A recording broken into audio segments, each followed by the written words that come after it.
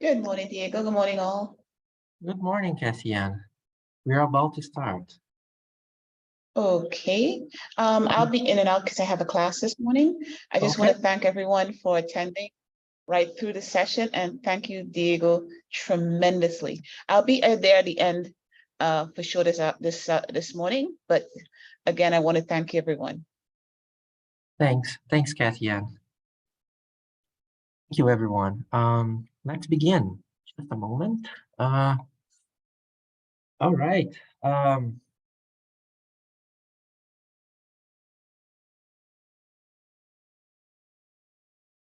Okay, let's begin. Hello, everyone. Good morning.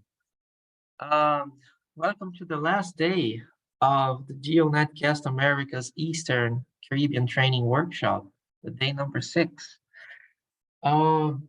We have started last day, 5th day.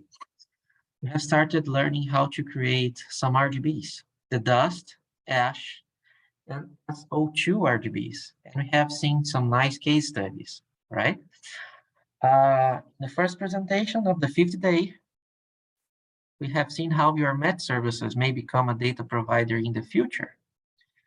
And we have made some test uploads to the system. And based on the content seen in the other days, we are able to understand what happened to these files, right? From my laptop to the uplink server, to the satellite, Intelsat 21, to the antenna, feed, filter, LNB, receiver, and the fast client, right? And we already know the function of each one of these components and how to install them and what they do and how they work. Then we have remotely accessed the station from Grenada.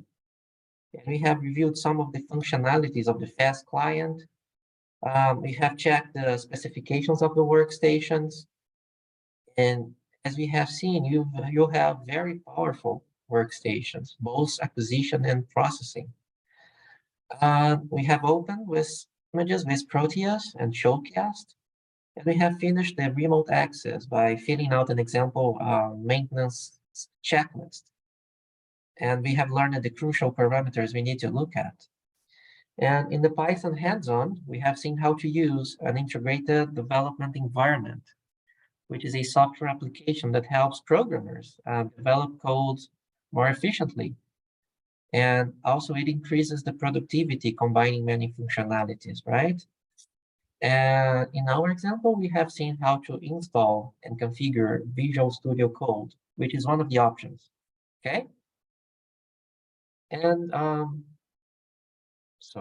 and today we will start our final Python final Python homework reflection and learn how to create night microphysics RGB and the dayland cloud RGB, also known as the natural colors RGB.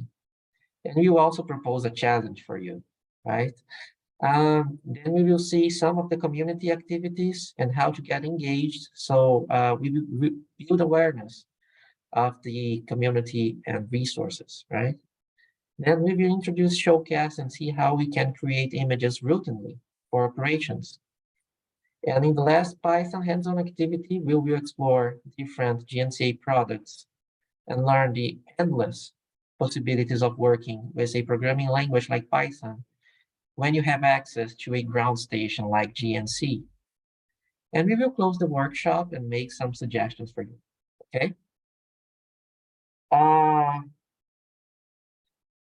Just another reminder before starting the homework reflection. Please evaluate the course, right? Please evaluate the workshop by clicking at course evaluation, the last icon from day 6 and on the Moodle page. And it can be done very quickly. There's only 5 questions, okay? And your feedback is extremely important, right? So we can improve in the future. And if you open the Moodle page here, under day number 6, you may download all the resources and links that we will access today. including the course evaluation, okay? And if you go to the announcements, you have all the links from day 1 to day 5, right? And this afternoon, I will send the links shared today. So you have, after this training, all the resources presented, all the recordings. You already have the recording from day number 5 there. So it's everything's there for your future reference, okay? Now let's open our homework collab notebooks and learn how to create the night microphysics and the day land cloud RGBs, right?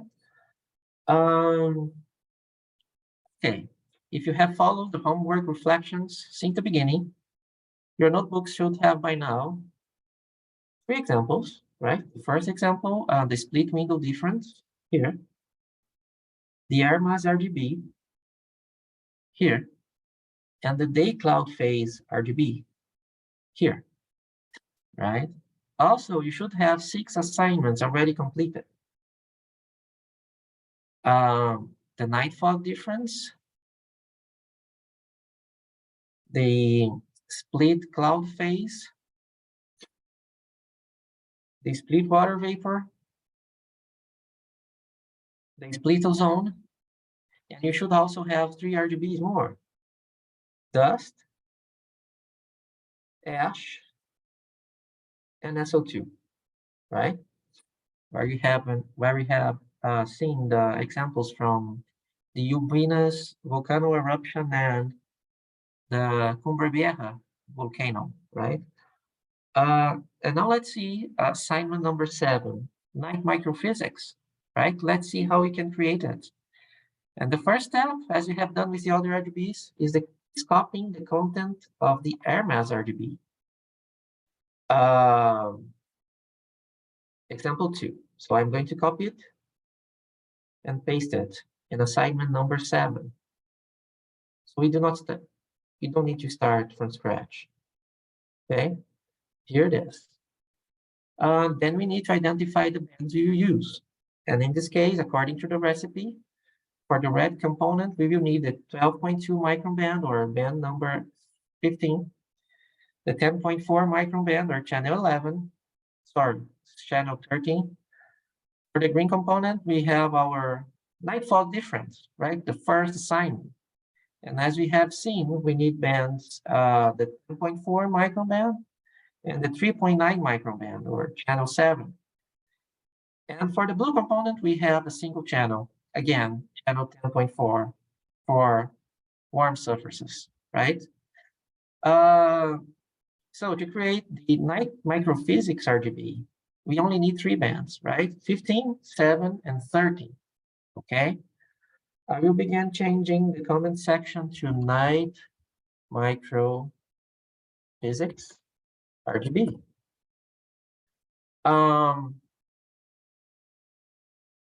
As the date, I will insert last night, 2023, May 15, 4 a.m., right? For UTC. And in our instructions to download bands, we will not need 4 bands. We will need only 3, right? So I will delete this last instruction here. Okay, and change the first 3 bands. Let me give a little bit more zoom. And change these first 3 bands to 15, 13, and 7. 15, 13, 13, 7, 13, 15, 13, and 7. Okay, 3 bands, right? We will also delete last couple of instructions to read the brightness temperatures for file 4 and data 4, because you only need for 3 files, okay? And change the name of my variables to data underscore ch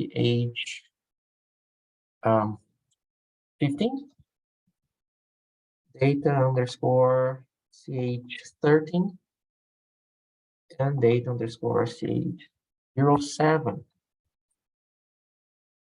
right? All of them are 2 kilometer bands, so we do not need any tricks to match the dimensions of these matrices, okay? Now let's let's create the recipe, right? Let's follow the recipe. For the red component, we have band 15 minus band 13. Band 13. For the green component, we have the night fog difference. Data 13 minus data 7. The green component is the 10.4 micron band alone, right? Now let's configure the minimums and the maximums. For the red component, we have minus 6.7, 2.6. 2.6. For the green band, minus 3.1 to 5.2, minus 3.1 to 5.2. For the blue band, we usually have a greater range, minus when we are using a single band, minus 29.6, minus 29.6 to 19.5. 19.5, okay? So we have a greater range for the blue band as we had in the dust, ash, and SO2 RGBs, right? If you look at the SO2, for example, a greater range, because that's not the difference. It's a single band, right? And the 10.3 micron band contributes, large contributions indicate warm surfaces, for example. So we use a greater range here. Let's go back to our script. In the next instructions, we kept everything under the minimums as the minimum and everything over the maximums as the maximums with the numpy clip function. Our gammas for red, green, and blue, they're all ones. Okay. You change the title to Night Microphysics RGB, and my file name to NNE. Okay. And let's run the script. I have an error. Let's check. Reading zeros in decimal integer literals are not permitted. Let's check. Oh, here, I have a leading zero. I don't need the zero before 7. Let's run it again. Downloading the files. We need 3 bands, so it will download 3 net CDFs. Okay.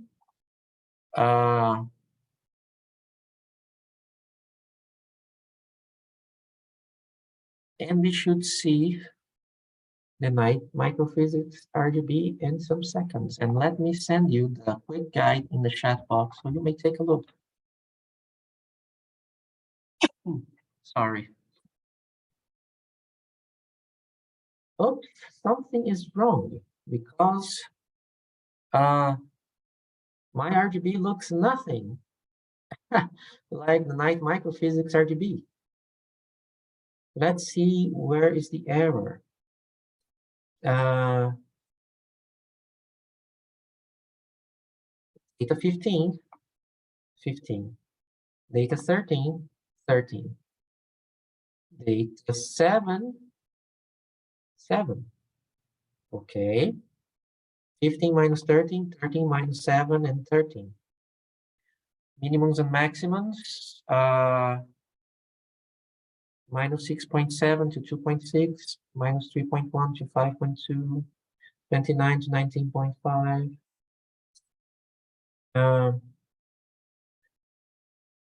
12.4. Let me just check my reference table. 12.4, band 15. This is right. 2.4, 13.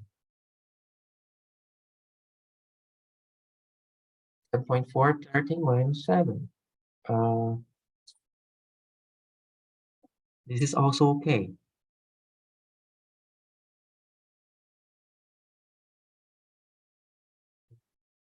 Data 15 minus data 13.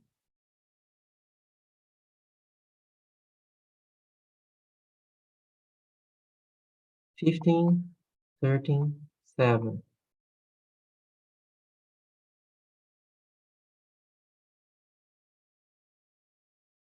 The gammas are okay. Let me check the quick guide here again.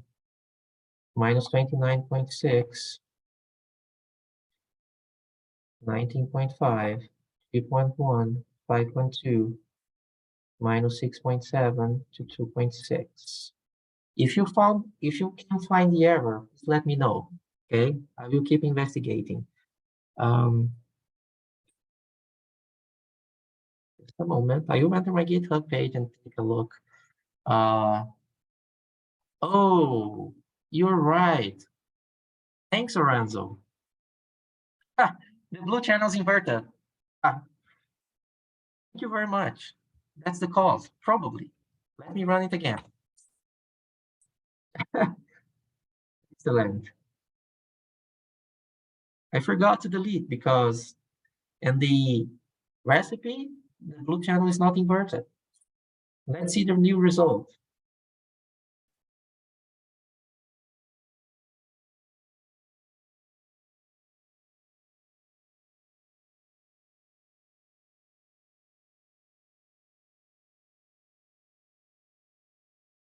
Excellent. Thank you very much, Lorenzo. That was the cause. And you see that a single instruction can completely change the appearance of your RGB. And in the previous example, the blue channel was inverted, so that totally changed the colors. Okay, so that was the cause. And here we have our night microphysics RGB for some hours ago, for 8 hours ago. And I'm just plotting it when the full disk is fully illuminated, because this is a nighttime only RGB, and we have the whole footprint of those 16 with this RGB here. Okay, and if we open the quick guide, we'll see that the primary applications are low cloud and fog analysis, the differentiation between fog and low clouds, discrimination of cloud types, right? And the secondary applications, we can check the cloud height, cloud phase, hotspot, and moisture boundaries, right? Look at the amount of applications of this RGB, right? The red component of this RGB physically relates to optical depth, right? So this channel difference here physically relates to optical depth. And large contribution indicates thick clouds. Okay, large contributions of red, as you're seeing here, here. Okay. And our green component is the night fog difference, which physically relates to, as we have seen in the second day, particle phase and size, right? And a large contribution indicates water clouds with small particles, as we're seeing here, or here, or here, okay?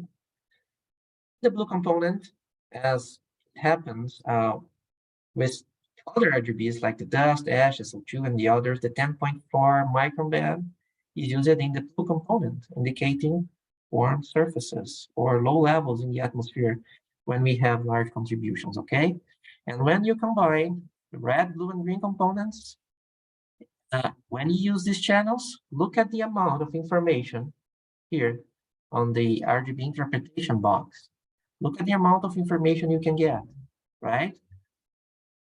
Fog, very low warm cloud, low cool cloud, mid water cloud, mid thick water ice cloud, high thin ice cloud, and so on.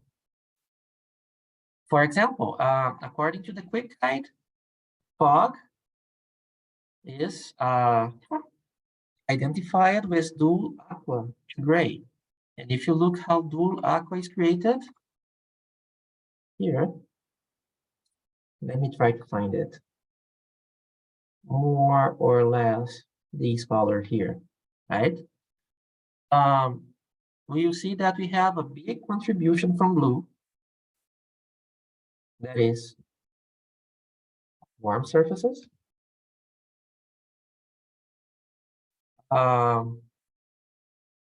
And a smaller but also big contribution from green, indicating thin clouds, right? And a smaller contribution from red, okay? So this is our night microphysics RGB. Let me go back to the Colab notebook. And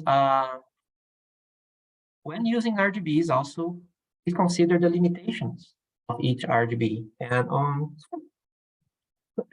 every guide, we have these limitations here. Sorry again. Now let's create our last RGB from this training, the dayland cloud RGB, okay, also known as the natural colors. And this is assignment number 8. Let's create our last RGB, and we have some nice details that we will learn with it, right? I will copy again the RMAS RGB script and paste it in the dayland cloud code cell. I will delete the blue channel inversion right away because I don't want to have problems again. And for this composite, we only need 3 bands, right?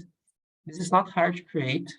We need the 1.6 micron band or channel 5, the 0.86 micron band or channel 3, and the 0.64 micron band or channel 2. However, these bands have different resolutions. And that is why we have this example in the list, right? Let me change the comment section. Dayland cloud RGB or flash natural colors. Okay. For the date, let's plot an image when you have the footprint fully illuminated, because we will be using visible bands only. So this is a daytime RGB, so you plot an image from yesterday, 14 May at 1700 UTC, okay? We only need 3 bands, so I delete, again, this last instruction here. And we need bands 1, let me confirm, 5, 3, and 2, right? 5, 3, and 2, okay? Now you also delete last couple of instructions for the 4th file that I will not need it. These are visible bands, so I do not need to convert to Celsius anymore. Okay. Changing the bands. If we look at the reference table, bands 3, it is a 1 kilometer band, and band 5 is a 1 kilometer band also. However, band 2 is a half kilometer band. Okay. And as we have seen in our example number 3, the day cloud distinction RGB, Python cannot perform any operation, right, using variables with different dimensions. And we have also seen when creating RGB using bands with different resolutions, our final composite must match the resolution of the band or bands with the lower resolution, right? This example, we are using bands 13, 2, and 5. Our lower resolution is band 13, 2 kilometers, right? And we have used a simple trick when reading the full disks, right? That is reading the higher resolution bands every X pixels. For example, in this RGB,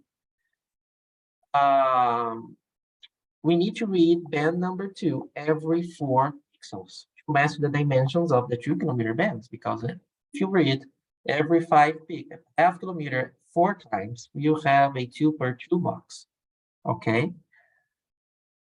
And if you need to read band number 5, which is a 1 kilometer band, every 2 kilometers, we just need to read it every 2 pixels.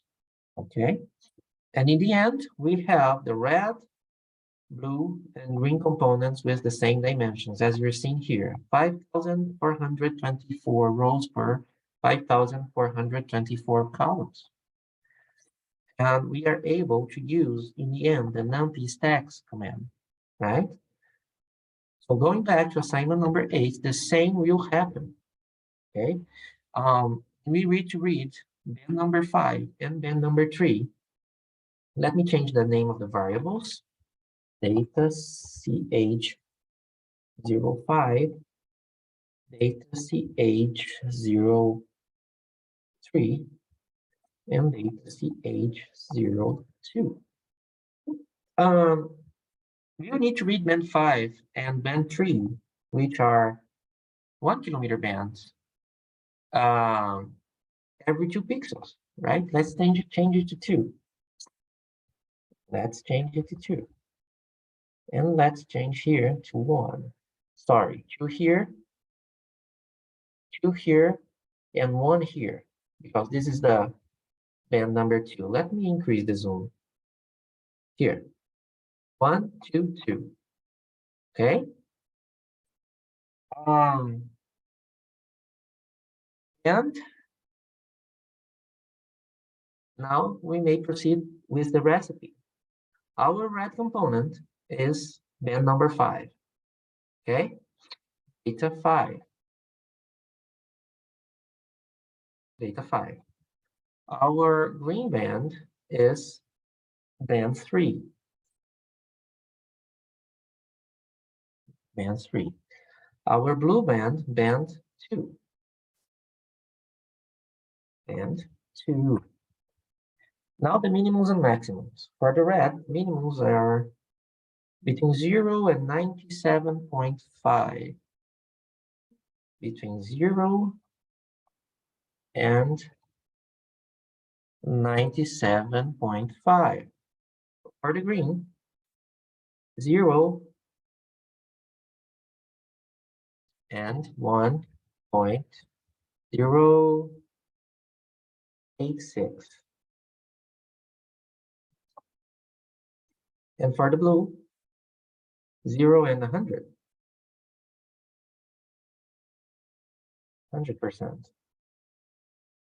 And these are visible bands, so we are talking about reflectance factors here, right? And that's why we are using percentages. All the gammas are ones. All the gammas are ones.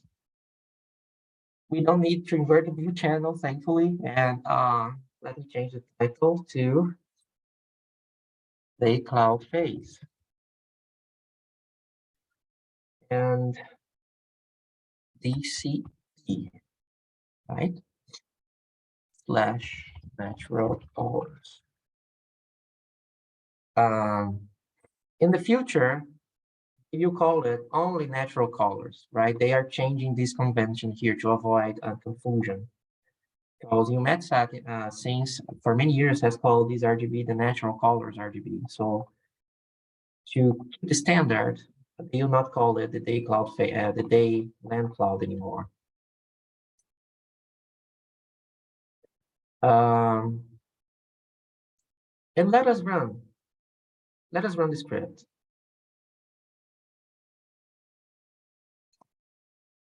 Downloading file. Downloading file.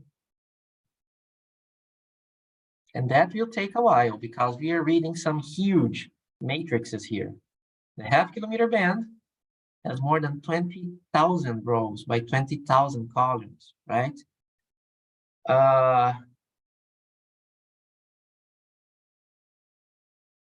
It's taken a while, as expected, right?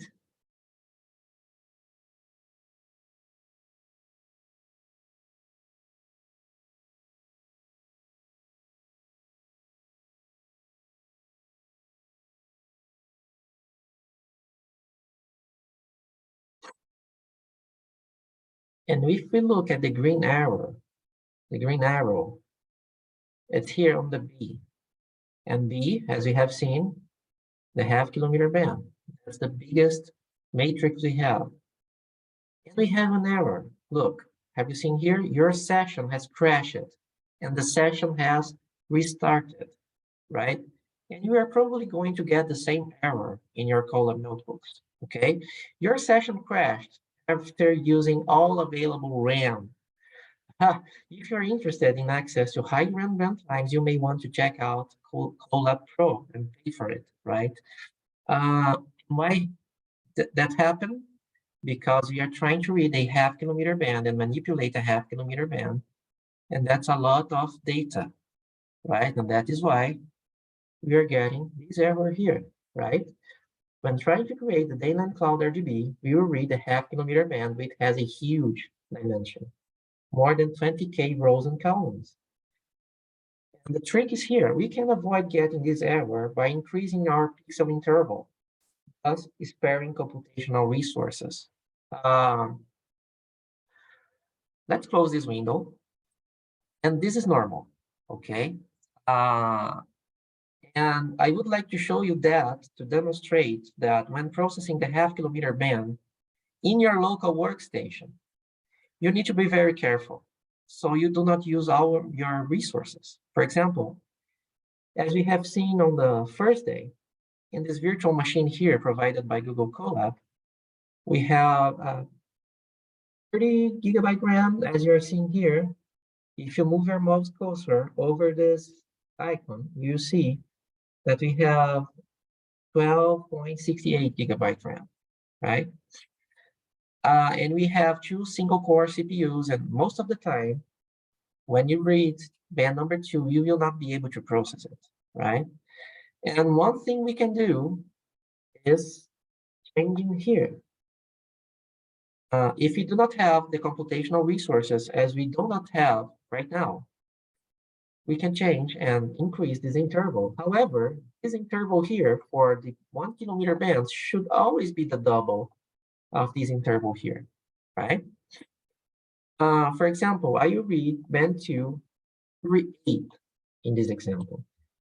So if I'm reading a half-kilometer band every 8, my final resolution will be 4 kilometers. So I will need to change this to 4. Sorry, these numbers should be half of the number from the last band, okay? Because here and here I have a 1 kilometer band, and if I read them every 4, my final full disk will have 4 kilometer resolution. And if I read half kilometer band every 8, my final full disk will also have a 4 kilometer resolution. Okay. This is just an example in Google Colab. Let me try to run it again. And while it's running, just remember that your workstations of the project are much powerful than this virtual machine, right? And remember when we remotely accessed the station from Granada?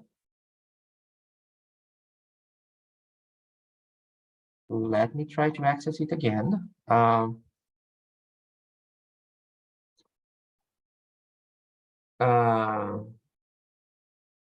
We have seen that we have more than 65 gigabyte RAM and a very nice processor running at 40 threads, which is a lot.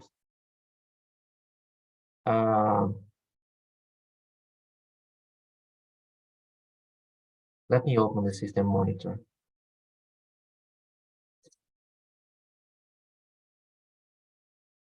Here, resources.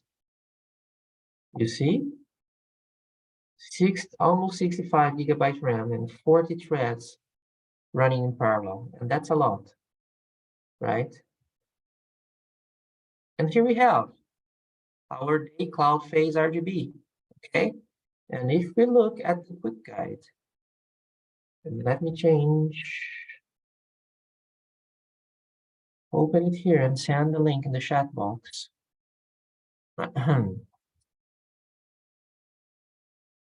These RGB, as we have seen here, as we are seeing here, it's useful for discriminating water ice clouds to identify low and high clouds.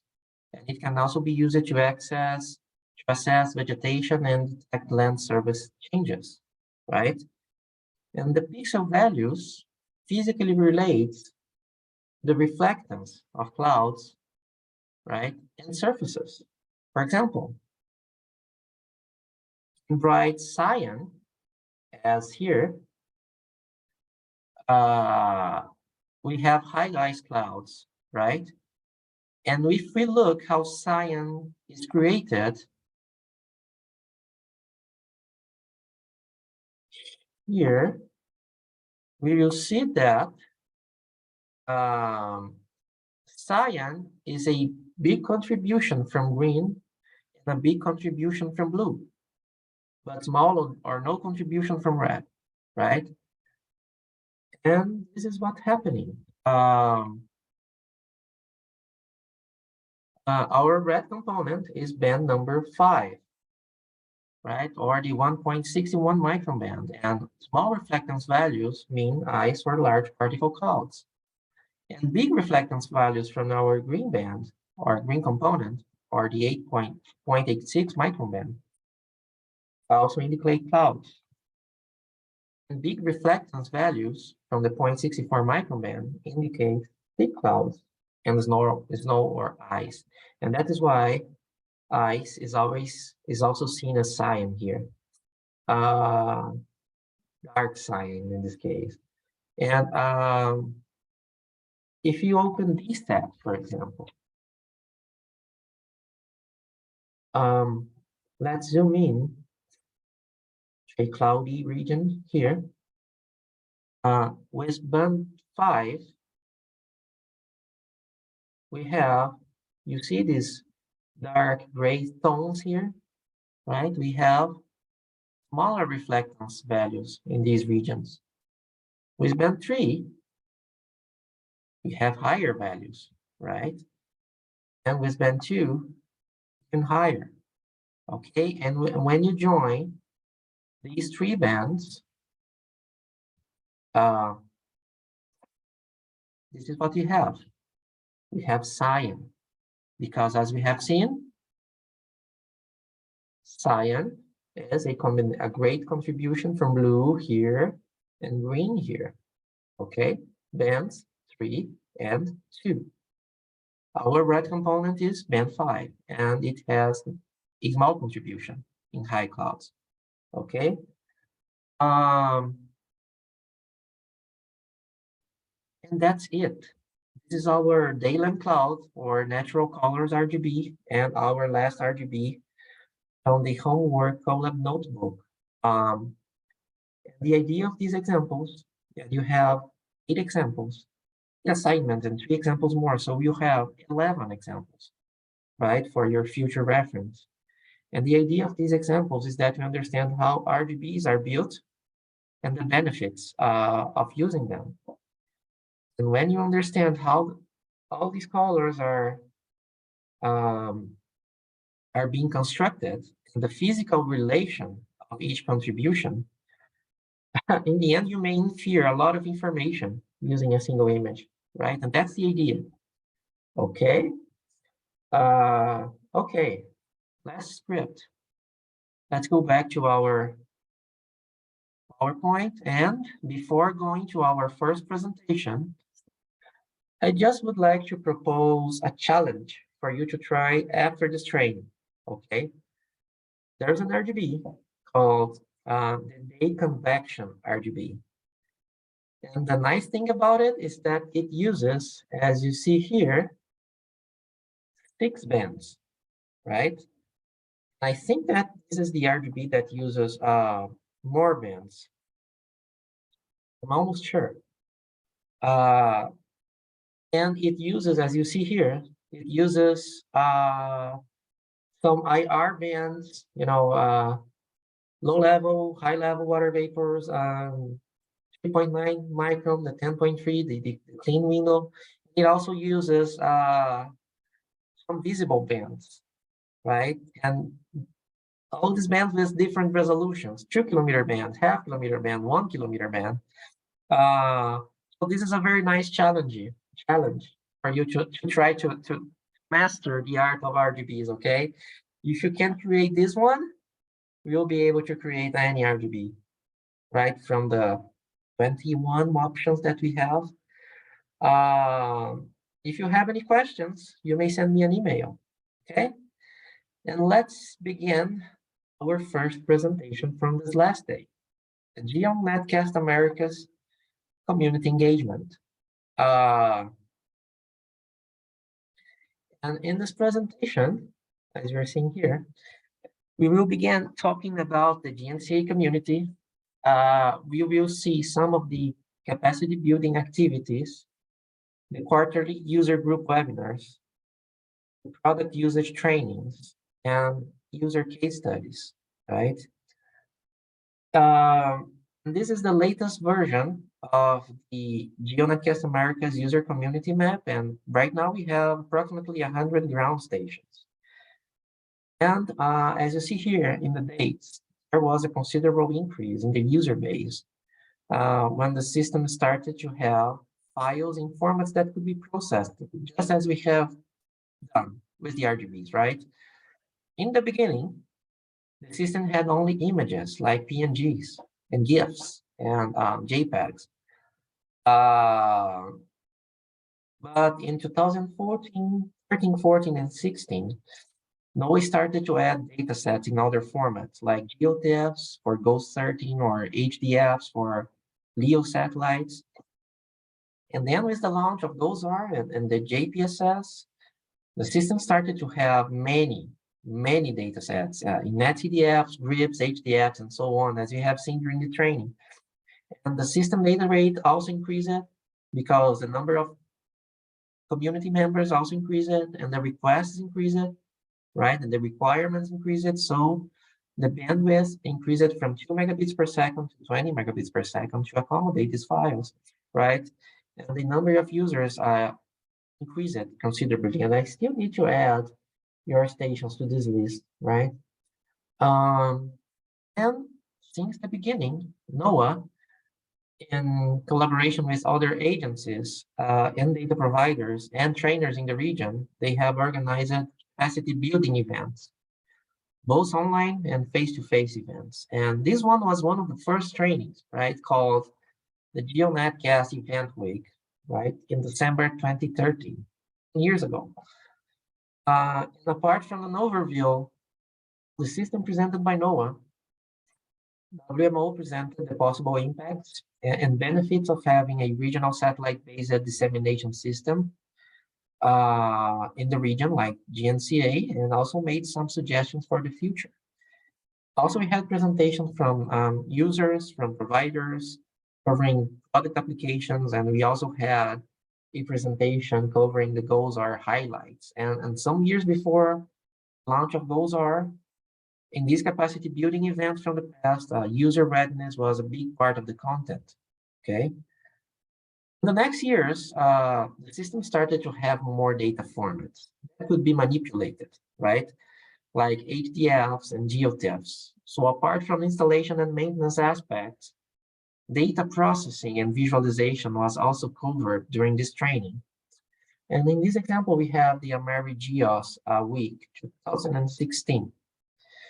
And one of the first approaches for data processing and visualization was using graphical interfaces like Makaidas-V, right, as you see here.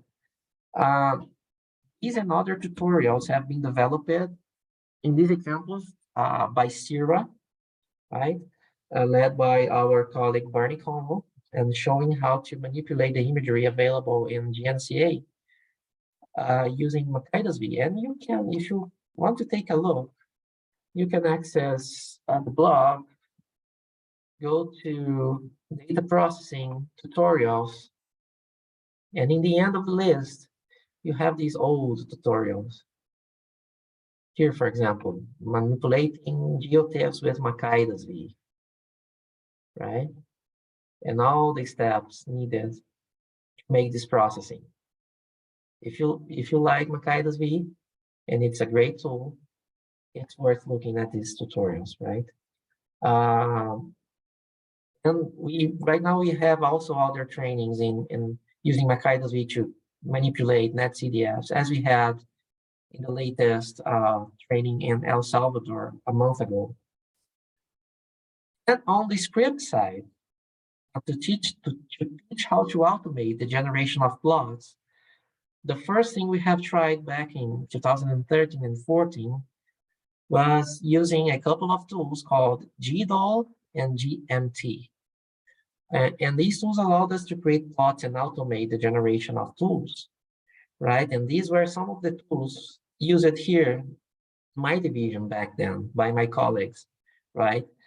But it was much more complicated than what you have seen during this training with Python, right? I will just open one of the tutorials that we have developed back then. This one here. No, not this one.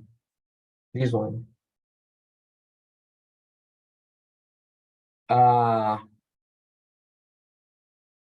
This is in Spanish, right? But, you know,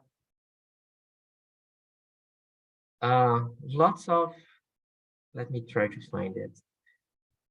We had lots of different commands being used separately, but this is not a programming language. This is just a command line tool. So we were a little bit limited in terms of possibilities, right? In the end, we were able to create very nice images like this one for goal sorting. And back in 2013 and 14, we didn't have a full coverage of South America. So we need to create this, process these regions in black and also other details. So that's how we first tried to help the community to process and to generate their own products, right?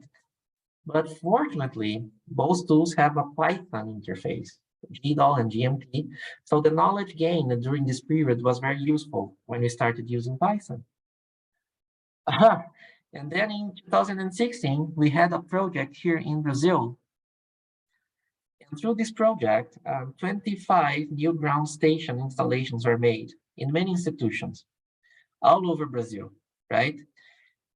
And the nice part of this project, which was led by Luis Machado back then, a brilliant researcher and my boss at that time, is that we didn't have the funding to provide 25 turnkey solutions because that would cost a lot of money, right? You can imagine that.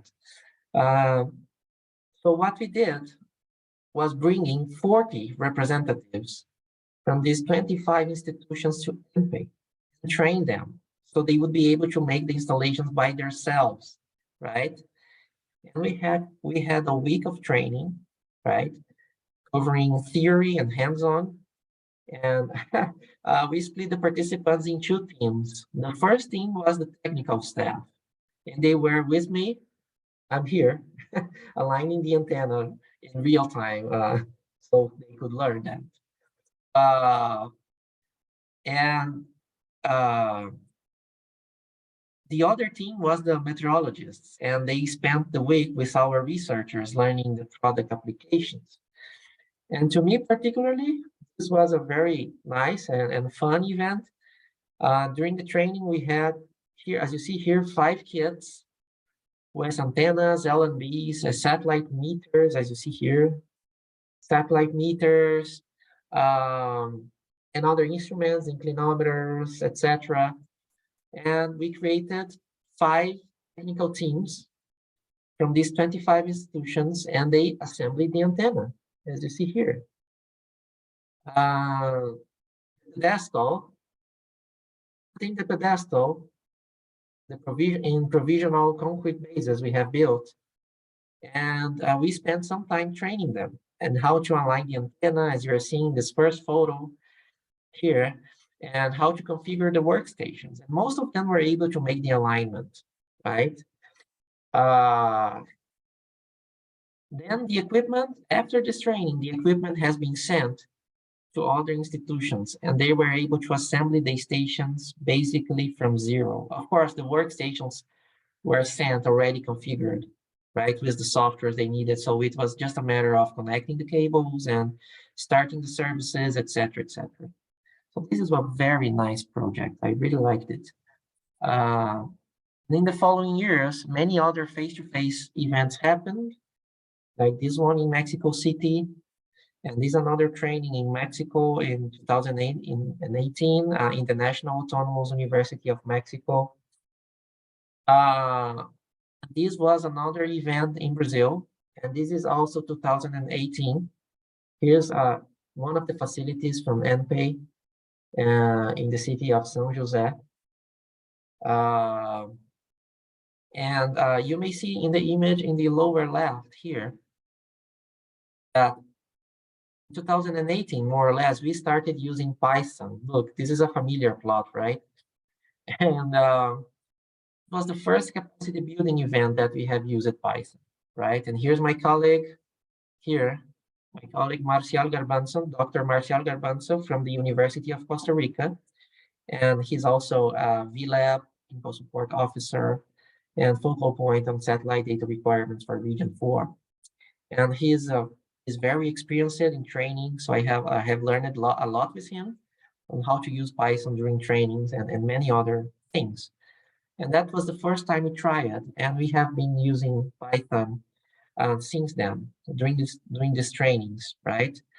And as it was mentioned in the first day, using a single tool really facilitates training instead of using many tools as we were been doing before. And then we visited our facilities here, and here is where you test satellites. We make the electromagnetic compatibility testings, and it was a very nice event. And apart from these face-to-face trainings, in 2018, June 20, 2018, we had the first GeoNetcast America's user group webinar, which is organized most of the time every 3 months, right? And the objective of these webinars is to facilitate communication among and provide updates to users, right? And since the first edition held in 20 June 2018, we had 14 editions. And the last one was on March this year, right? And here you have some examples of folders that are distributed before the webinars, right? Edition number 12, edition number 13, and edition number 14.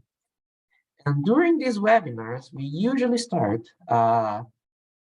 with updates from NOAA. And NOAA presents the latest product changes and product additions to the broadcast, current bandwidth usage, and other information. Then we have the product usage training, right? Covering recent products that have been added to the broadcast. So the developers or the researchers from NOAA that created these products, right? They make presentations during these events, right? We also usually have data processing and visualization session covering Python, algorithms, and other visualization aspects, as we have been doing during this training. And we finish with a user case study, as you're seeing here, for example, from Chile, from Uruguay, etc. Okay. And in our last training, we had a hands-on session, process the Ghost data collection system messages that are available in GeoNetcast Americas with data from 40,000 data collection platforms around the continent, which are rebroadcasted by Ghost, but we also have a copy of it in GeoNetcast America, so it was very interesting. And the recordings are all available, right? So we finish with user case studies where users present who they are, their challenges, the products they are using, their products they would like to receive, and so on, okay? And as it was mentioned in the 5th day, During the product usage trainings, the data providers like NOAA, for example, they present details on the products and their applications. And you may find all these presentations on this link here, GNC-A product usage trainings, okay? We also have the presentations from users. And here we have some of the presentations made by users of the system from many countries, Brazil, Argentina, Mexico, Colombia, Chile, El Salvador, Peru, Paraguay, and Uruguay, okay? And the last user case, the latest user case from a couple of webinars ago was from Uruguay. And it was a very interesting presentation. Let me open it. Here, GeoNetCast Americas, user interactions, user study cases. Let's go down low and click here. And I will send you the link on the chat box, so you may take a look.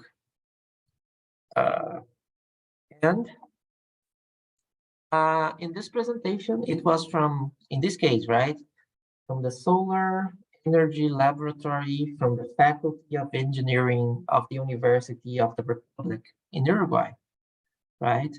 And it was kindly presented by our colleague, Dr. Rodrigo Suarez, right? And you have here who they are, what they do, and in this case, research and development, right? Solar assessment, solar forecasting, solar applications, building efficiency, etc., etc., etc.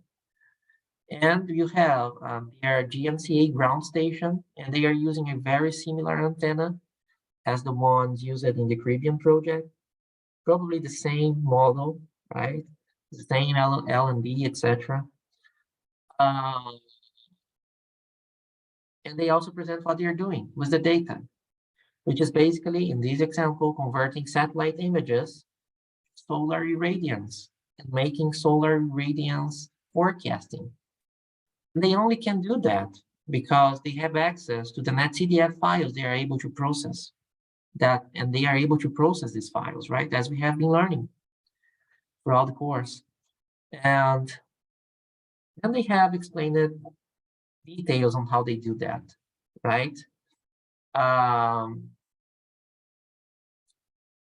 they have presented some pages they have and products they generate, like real-time solar irradiance assessments, satellite model application, and how they calculate the cloud motion vectors here, and extrapolate the movement to the future, right? Here, T plus H, I love it. We were very impressed, right? And then, and how they calculate the solar irradiance 4 hours ahead with a 10-minute time step and refresh rate. And as you see here on this graph, the style of this graph looks very familiar, right? Yes, they are doing all of that with Python. So this is a very nice example, another very nice example of the benefits of having access to digital information and go beyond visualization, right? With ground stations like the ones you have. And they presented some more information, more products, more data they produce. Now they are going to start using machine learning, right? And AI, which is totally possible to use if you have access to the NetCDFs, right? And this is a huge thing for the future, right? They finished the presentation.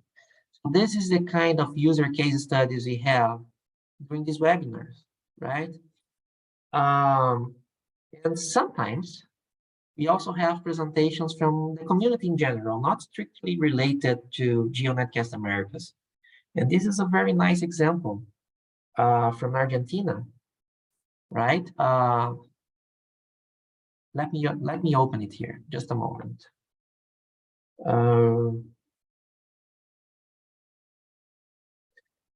Presentations. Let me try to find it here. maybe the 12th. Here it is. This was a very nice presentation. Let me download it.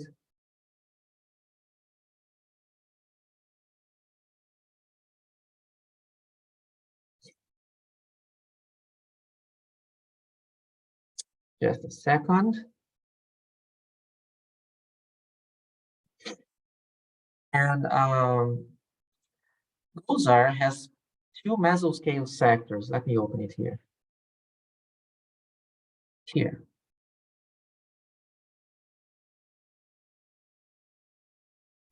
GOSAR has two mesoscale sectors that scans a 1,000 per 1,000 sector every minute, right? And if no requests are active, the mesoscales are in the default position inside condos, for example, right?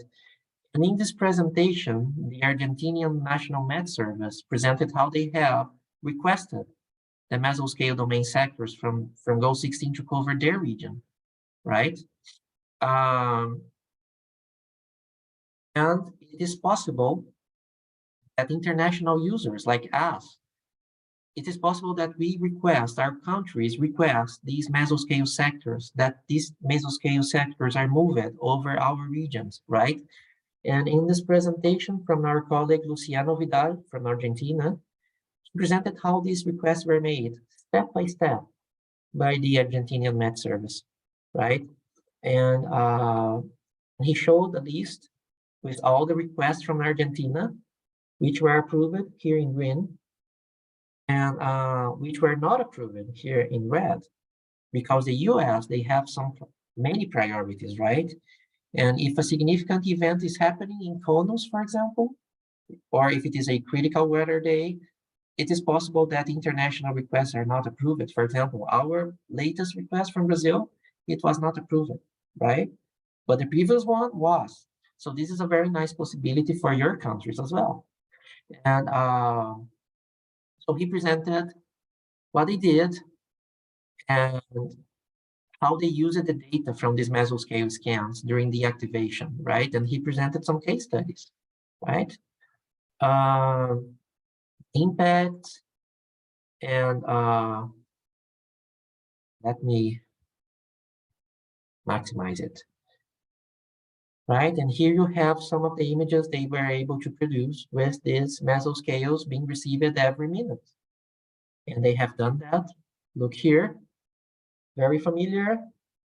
Toolbar on the right, title on the left, title on the right, right? They have done with Python. And these are other examples. And here you have full resolution, half-kilometer band, 0.64 microband every minute over their region. And here you have the overshooting talks, right? Everything done with Python, right? Color bars, titles, maps, look at the labels with the name of the countries, right? And that's it. So this is another very nice example of the kind of presentations we have during these events.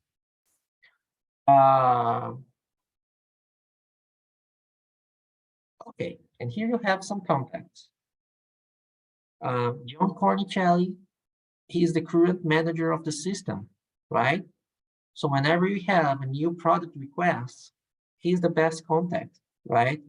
Josh Jenkott from the NASD's International Affairs, my email for technical information, and the emails from Mark Turner, the chief of the Direct Services Branch, and Todd Hutchings, the Direct Readout Program Manager. So you have all these contacts if you have any problems or requests in the future, okay? And that's it. Important message of this presentation is that systems like this are driven by users, driven by the interaction, driven by user requests. The data rate of the system has increased only because of user requests. So your feedback and your engagement in events and activities like this are very important, right? For the future of the system. And NOAA really asks for your feedback and your opinion and so on, right?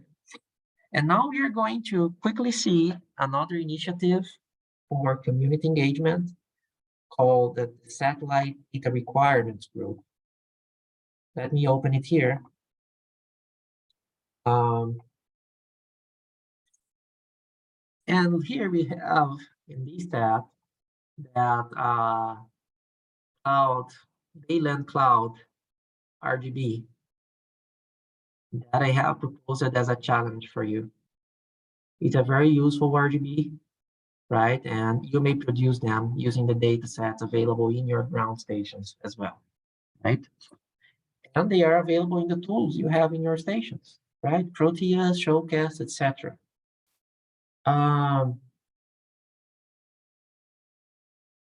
Okay. In this second presentation, we are going to introduce the WMO Coordination Group on Satellite Data Requirements, or the so-called Regional Associations 3 and 4, right? Where satellite data users from the region may express their requirements or needs. You will see the mission of the group, some examples of recent community engagement, how the outcomes of this group have improved the GNC-A content, and we will finish introducing the Regional Data Processing and Visualization Task Force.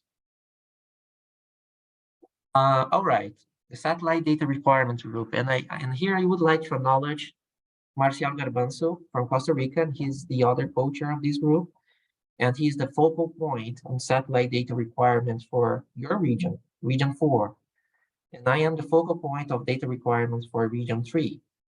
Region Association 3 is South America. Region Association 4 is Central and North America, right? So let's start with the mission of the group. And the mission of this group is to act basically as a bridge, right, between the satellite operators and users.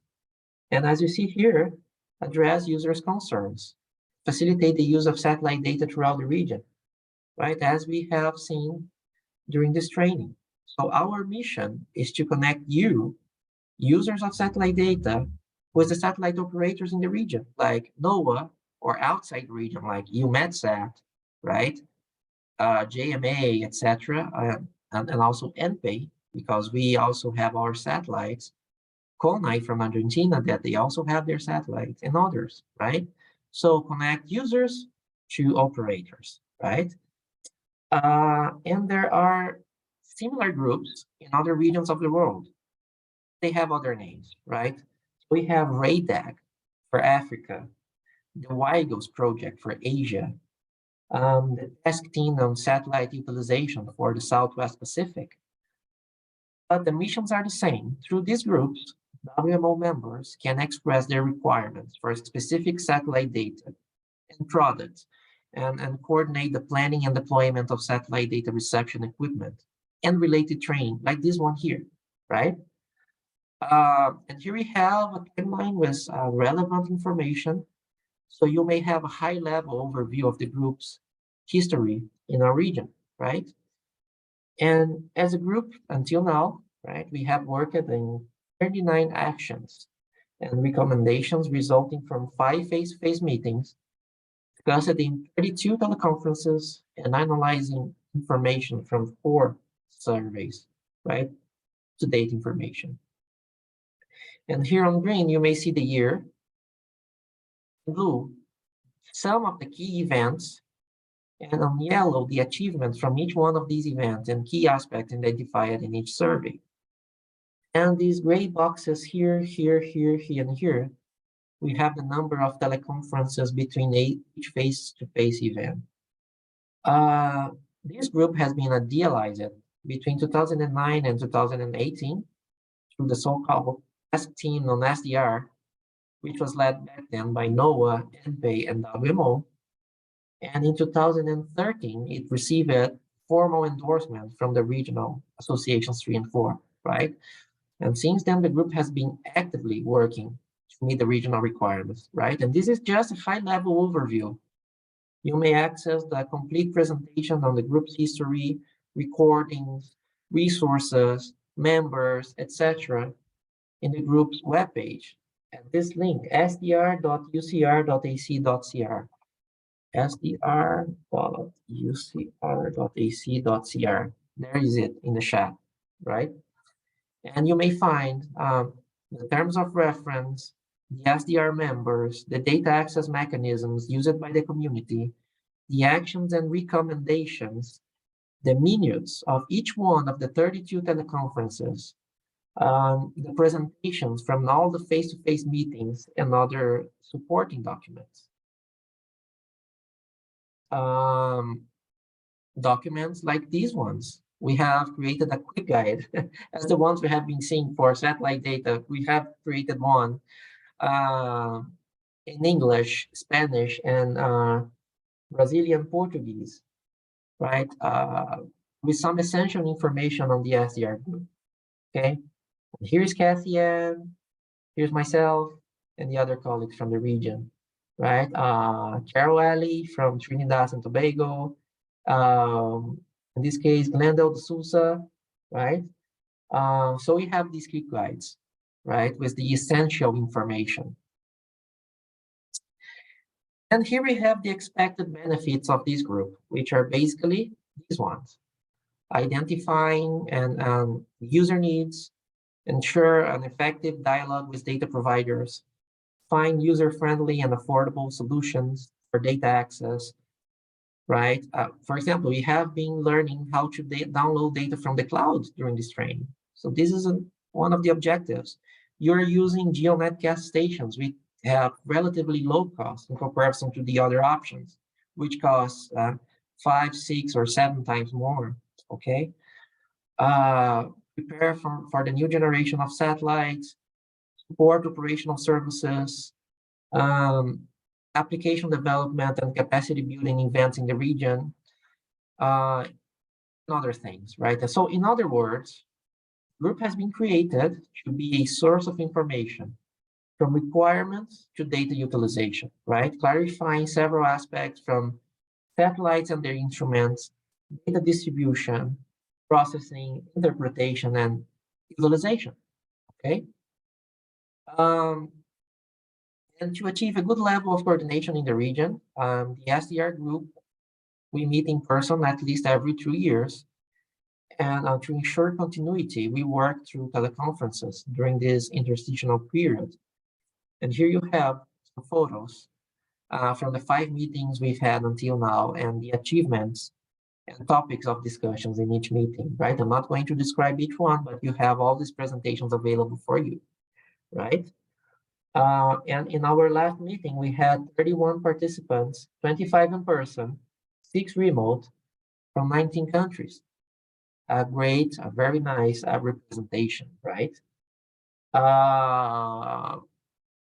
And during this meeting, the last one in 2022, we had presentations from 16 member countries with their challenges, requirements, and needs. And we also had presentations from WMO, from NOAA, from CITWIC, from VLab, which are training initiatives. And all of that resulted in an action plan and an action and the mapping of challenges, requirements, and needs, right? And here you may see some of the challenges, requirements, and needs as reported by these members during the last meeting a year ago. And the group already started working together on actions to help members with these issues. And one of the things you may see here is that many of the challenges and requirements are common for many members. And that is why communication is important, right? And that is why initiatives like webinars and this workshop here, they are important because we are able to exchange information on the best practices, common issues, and how to solve them. For example, during these 6 days of training, we have covered some of the basic topics here listed by members during this meeting, like, for example, data acquisition, data processing, Python, RGBs, right? Data analysis, GeoNetcast, etc. Right? So interaction and sharing experiences and regional collaboration is very important, right? So as some colleagues say to stop reinventing the wheel, right? If we have common challenges and issues, let's work together to solve them. And that's the objective of this group. And here we have a very nice example of regional collaboration.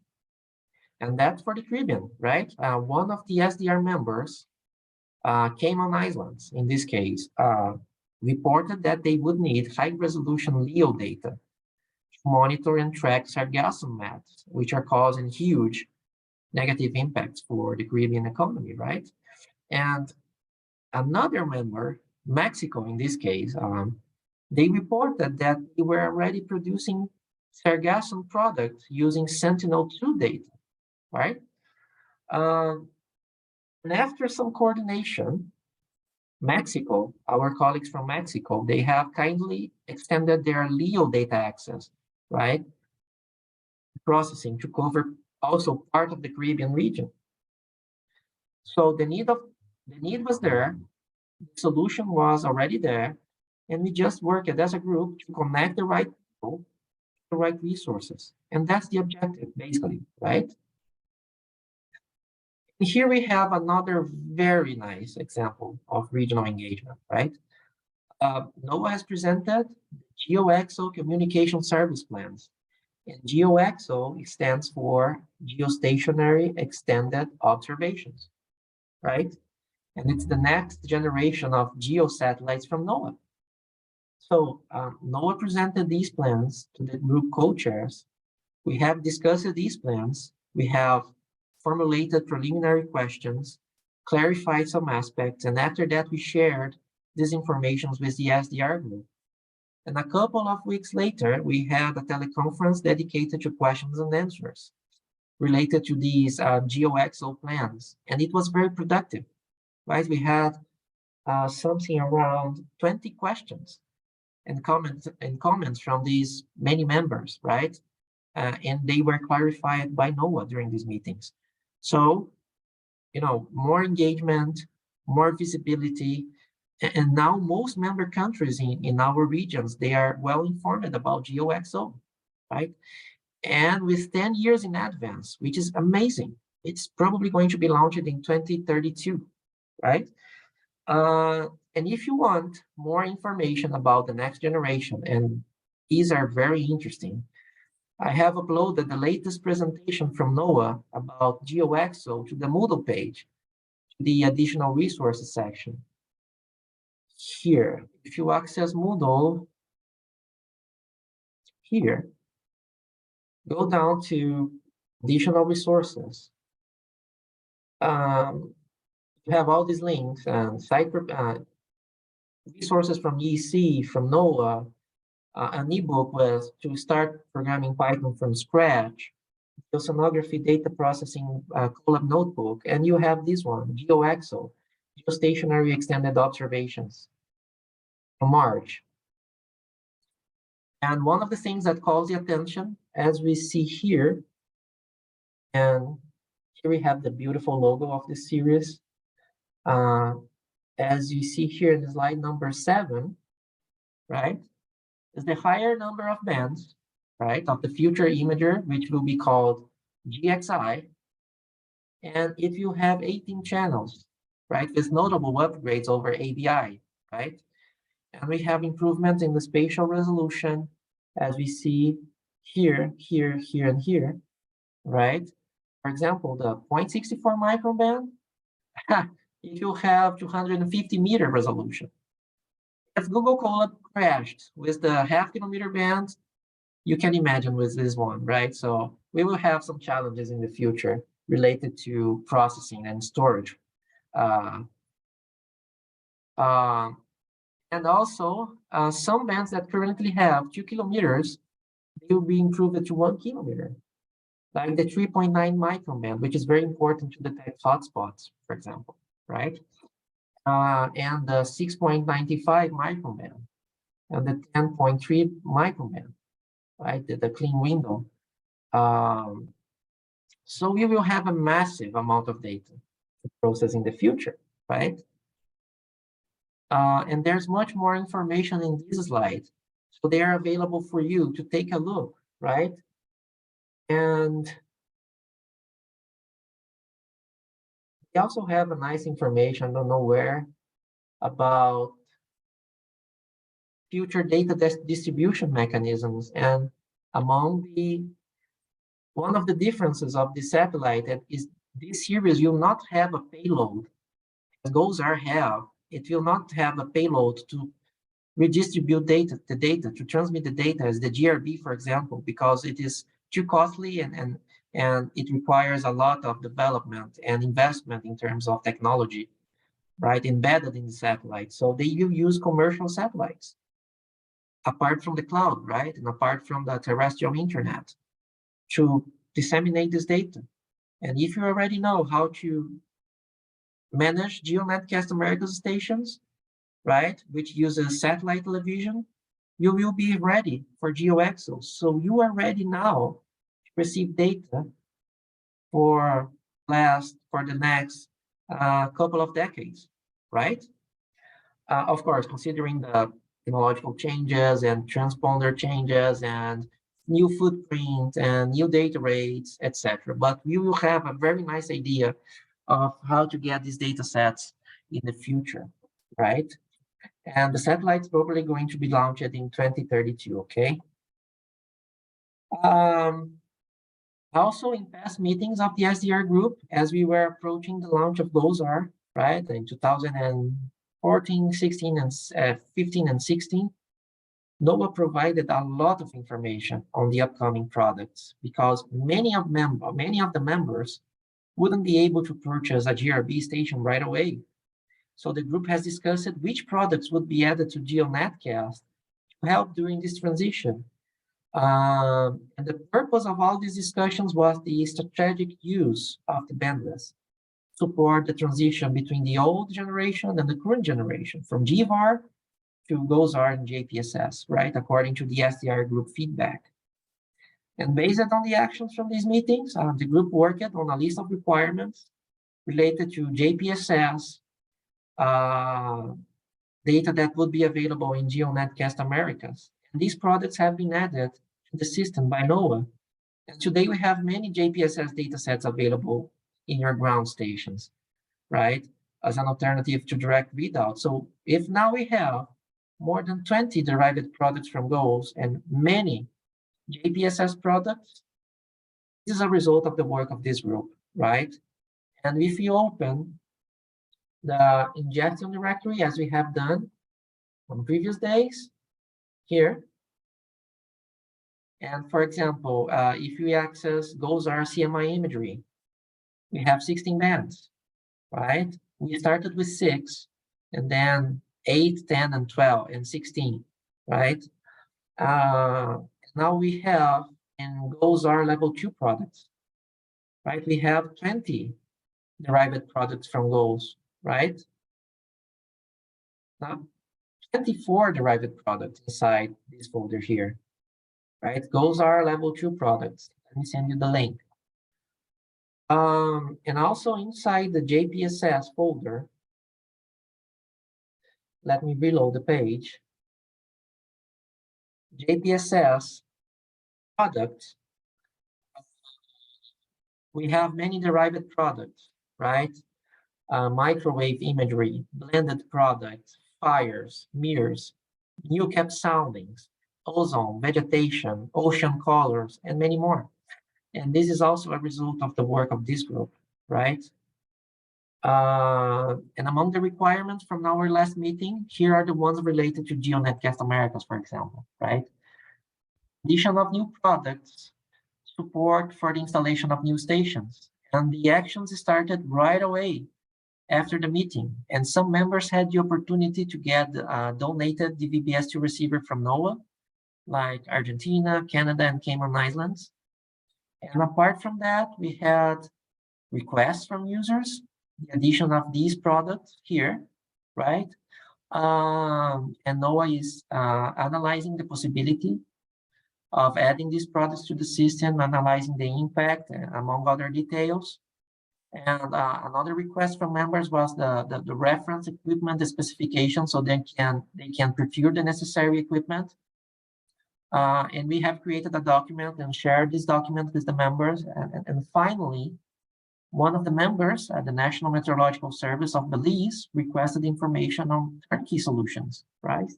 And we also share this information, and they're probably going to have a turnkey solution in the near future, right? And one of the major highlights from this last meeting was the proposal of creation of new task forces.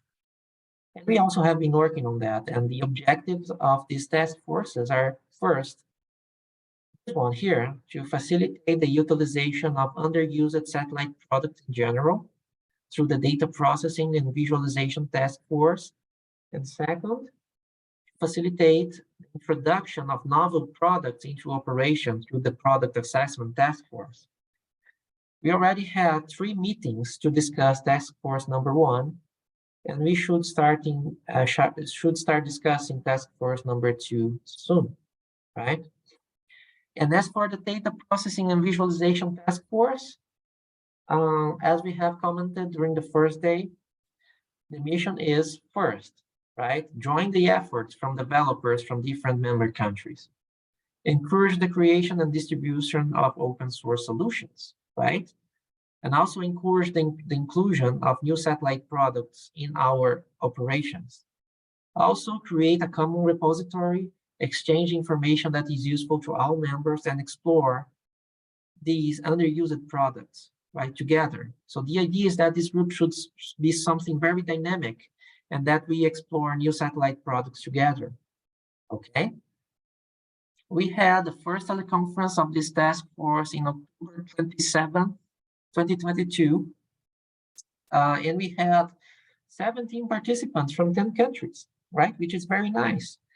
And if you or someone in your institution like technical aspects, like programming, receive station details, please feel free to join or invite someone to join in this group. You may send me an email or Marcial an email asking to be added to this group.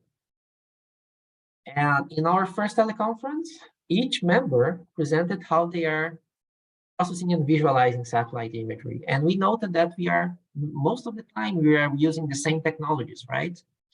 In the back end and in the front end also. It was a very nice discussion, right? A couple of hours presenting what we do and discussing some actions for the future, etc. In our second conference, we had some presentation on specific tools like DSAT. And Douglas Uba here, my colleague from NPay, he kindly presented the open source solutions he's using to develop DSAT. So we have DSAT here, right? This is DSAT. This is where I am right now, here. And we have many functionalities like adding NWP fields here. We can see cameras. Sorry. We can save animations, we can visualize, we can make drawings. We can see, let me check here. Let me reload it. We can add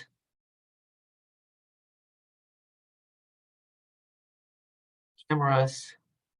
And this is where I was born, São José. This is real time, right? We can see airports. Let me check your region.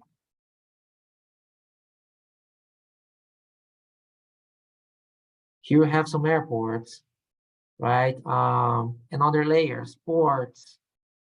And we have also added some alerts from our National Meteorological Service. So this is a very nice tool, right? And our colleague, Douglas, he presented how he have developed this tool.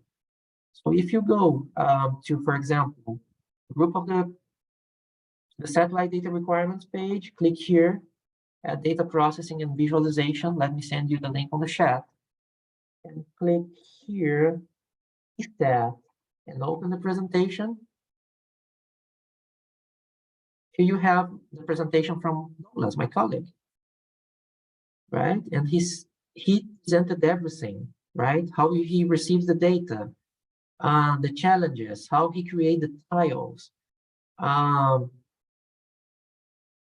list of the tools that they use in the front end, in the back end. Look here, Python, NumPy, as we have been using during these trainings. Many other details, right? Here, technologies, front end, back end, and many other information and some useful links, right? So this tool here, this set, has been developed using open source tools, right? And if you would like to develop something similar in the future, you may check all the tools that Douglas used to develop it. So this is the kind of information we would like to share. So everyone may grow together and exchange their information and help each other, right? And in our third meeting, we had a presentation from our colleagues from the Swedish Meteorological and Hydrological Institute, and they are among the developers of Pytro, which is this tool here, also known as SatPy, which is an amazing set of open source modules to process satellite imagery, right? And we have also discussed how to process GLM files and create GLM products like the FAD, TOE, and MFA, right? So this is a really nice task force. I really enjoy these teleconferences with the developers because we talk about aspects that are not usually discussed in these general meetings. So it's very cool. I really enjoy it.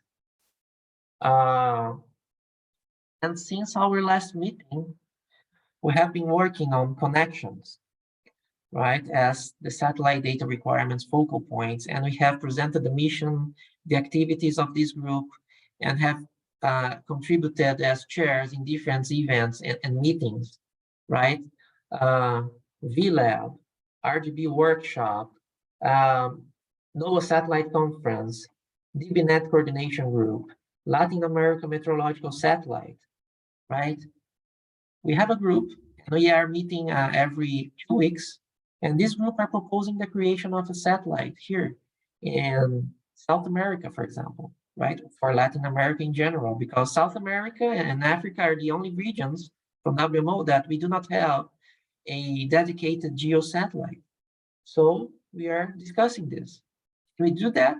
How can we do that, right? So we have representatives from many institutions, satellite operators, WMO, and others to discuss this possibility, right?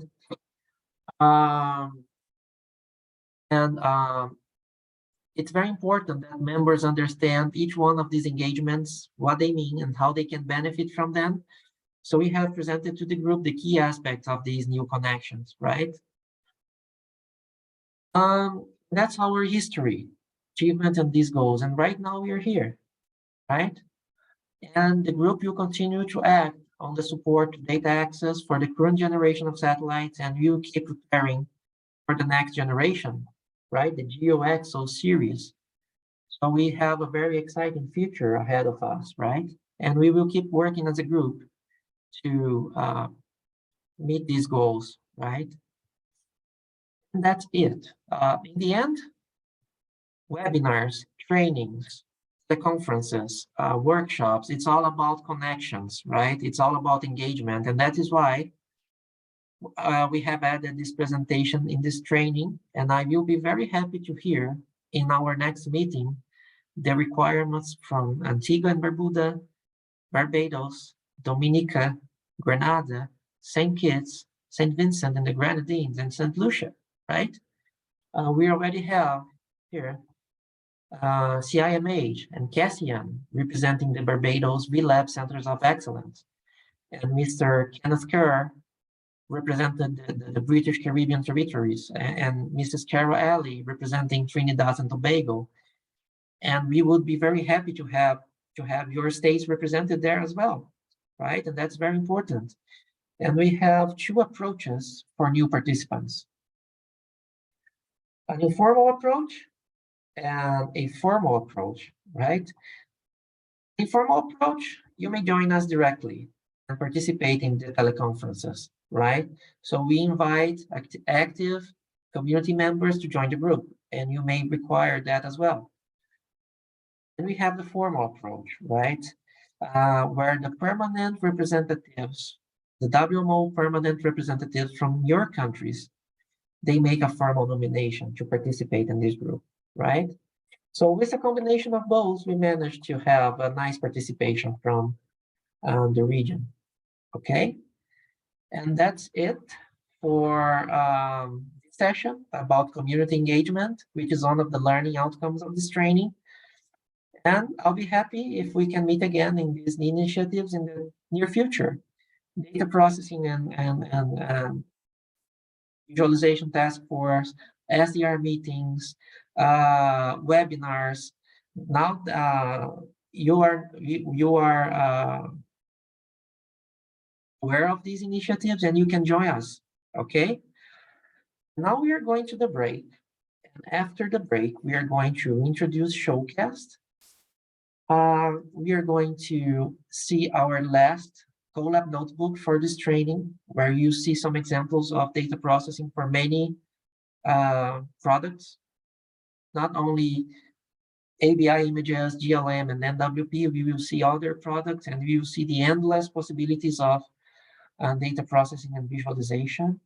And we will finish the training making a summary of the workshop and some final recommendations, okay? So now we are going to the break, and we will return in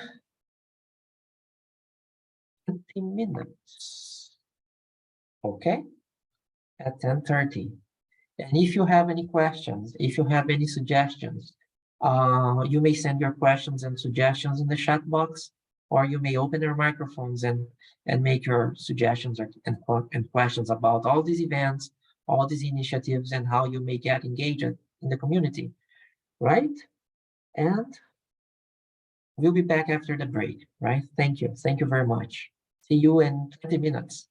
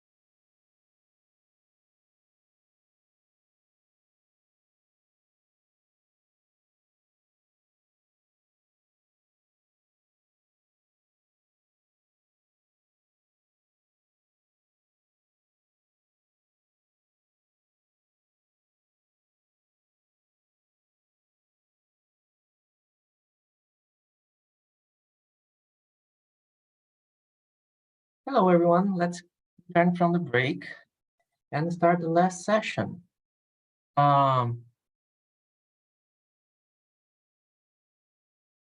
Just a moment.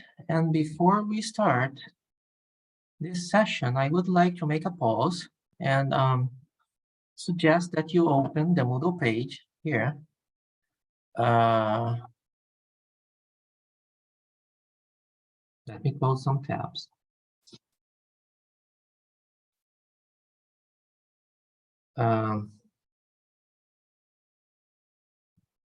Open the Moodle pages, go to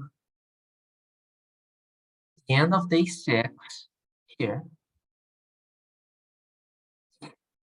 and click here, General GNC-A Data Processing with Python, right? You click here,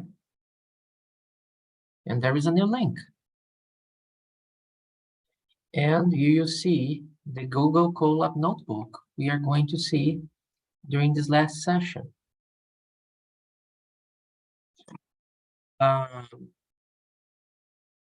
as we have done since the first day, let me open it here. It is loading, it's taking a while.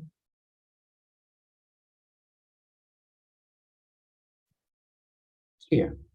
And as we have done since the first day, please create a copy, right? Save a copy of this notebook in your Google Drives, right? By clicking on File, Save a Copy in Drive. And a new tab will be open with your copy. And you'll be able to rename it if you want, just like as I have done here.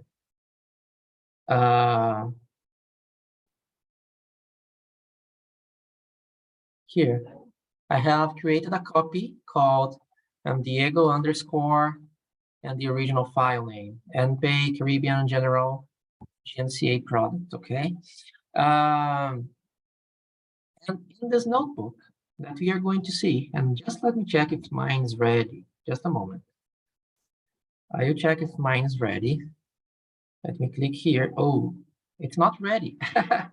Let me also, as I really suggest that you do now, click here, step number 2, and all the libraries will be installed, the necessary libraries to run this Colab notebook. And if you do that now, and wait for it to finish, and run step number 3 to download ancillary files, if you do it now, when we start our session, your notebooks will be ready, okay? And in this notebook, we have 10 script examples, right? After the first steps, we have 10 script examples, right? And these are for a variety of products that are available in GNC-A. And you will learn how to process these products. For example, we have sea surface temperature, right? Sea surface temperature anomalies here. Sea surface temperature trend for 7 days. High resolution ocean color or chlorophyll concentration. This is 750 meters, right, from the VIR sensor, right? We have blended total precipitable water here, derived from many LEO satellites, and this is microwave imagery, right?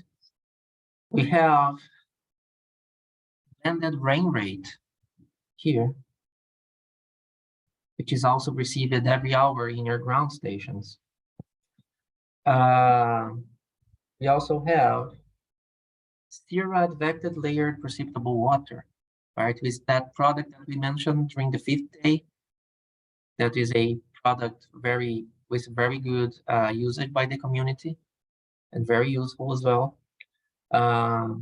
Here you have an example to process it. Vegetation products, in this case, NDVI, right? which are uploaded by NOAA to the system. And here you have the final product. Total ozone, which is another product. And here plotted, so you may see how you may use other projections. In this case, the orthographic projection, right? And we finish with multi-emission fires and hotspots, as you see here. And this is one of the products uploaded by NPay, right?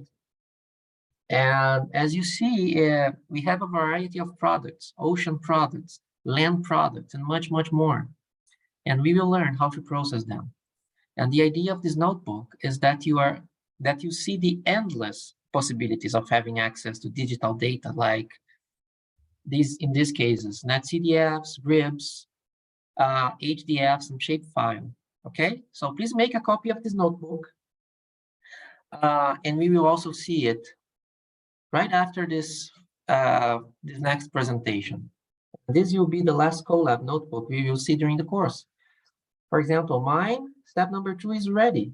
Now let me click in step number 3 to download auxiliary files, those files that we will be processing, right?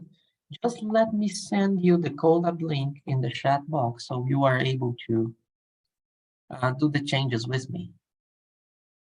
Okay, all right. Let's begin our next presentation, right? Give me a second. Here. Introduction to SHOWCast. Okay, until now we have learned to process different products available in the GNC-A broadcast and in other dissemination mechanisms. And that's important to understand. Many of the files available in GeoNetcast are available in the cloud or in GRB systems, or you may use Python to download some of these files from the open servers provided by NOAA, for example. Using the HTTP library, we have used it to download GFS data from the Nomad server during the 3rd and 4th days when we were learning how to process NWP data. And these data sets are available in formats that allows users to manipulate them and create their own plots, as we have seen, right? However, after we are able to create this imagery, we still need to find a way to generate them routinely, right? And we also need to learn how to automatically process them when new files are available, and only when new files are available. For example, in your stations, you receive Goal16 data every 10 minutes. Some products is every 1 hour. Some products are every 20 minutes, every 4 hours, daily. How do you know when they have arrived, right? How do you know that you need to trigger a script to process them, right? So you need to find a way to visualize these images. Apart from all of that, how to visualize these images in an interface, usually using a browser that allows us to make basic animations and other functionalities. Implementing this kind of integration to provide images operationally, it's not easy, it's not trivial, right? You need to use several technologies and tools to make that happen. And you usually depend on different people from your staff, right? As you have seen in the presentation from Douglas, he's using several tools in the back end and the front end. And for the front end, the web page for this set is another team that develops it, and Douglas developed the back end. So it's not trivial, right? So to make this process easier, a little bit easier, this solution has been created, okay? And in this presentation, we are going to see some of the challenges, goals, a demonstration, and an overview of this very simple but very efficient tool. Also, this tool is available in your ground stations, and it has been installed by EEC. During the 5th day, we have seen some of the products being visualized by it, as you're seeing here on the right. And this is the station from Granada. However, the version installed is not the latest version, and you need to update it in the future. And a new update will be available soon, so I really recommend waiting a little bit more before you can update it, okay? And in the reference slides available on Moodle in the complementary activity session, you see that the characteristics, of the many of the data access mechanisms and the files that are available in each one of these mechanisms. And we have seen that there are many possibilities when it comes to data processing. And we have seen many of the options available for visualizing satellite data. So here you have some of these data access mechanisms, GRB, HRED, HDR, NOAA class, Amazon, etc. We have here some of the libraries we have been exploring during the training: R2P, NumPy, Matplotlib, NetCDF4, MatPy, PyGrid, etc., GLOL, PyTroj. And you have some visualization options, as you have seen during the fifth day, I think. AWebs, Makaidas, etc., right?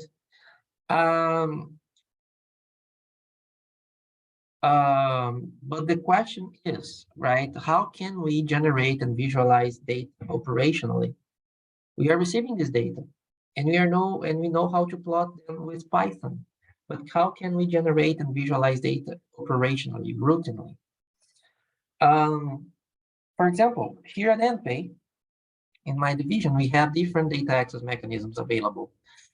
And what arrives first is processed, and our developers working the interfaces, as we're seeing here, right?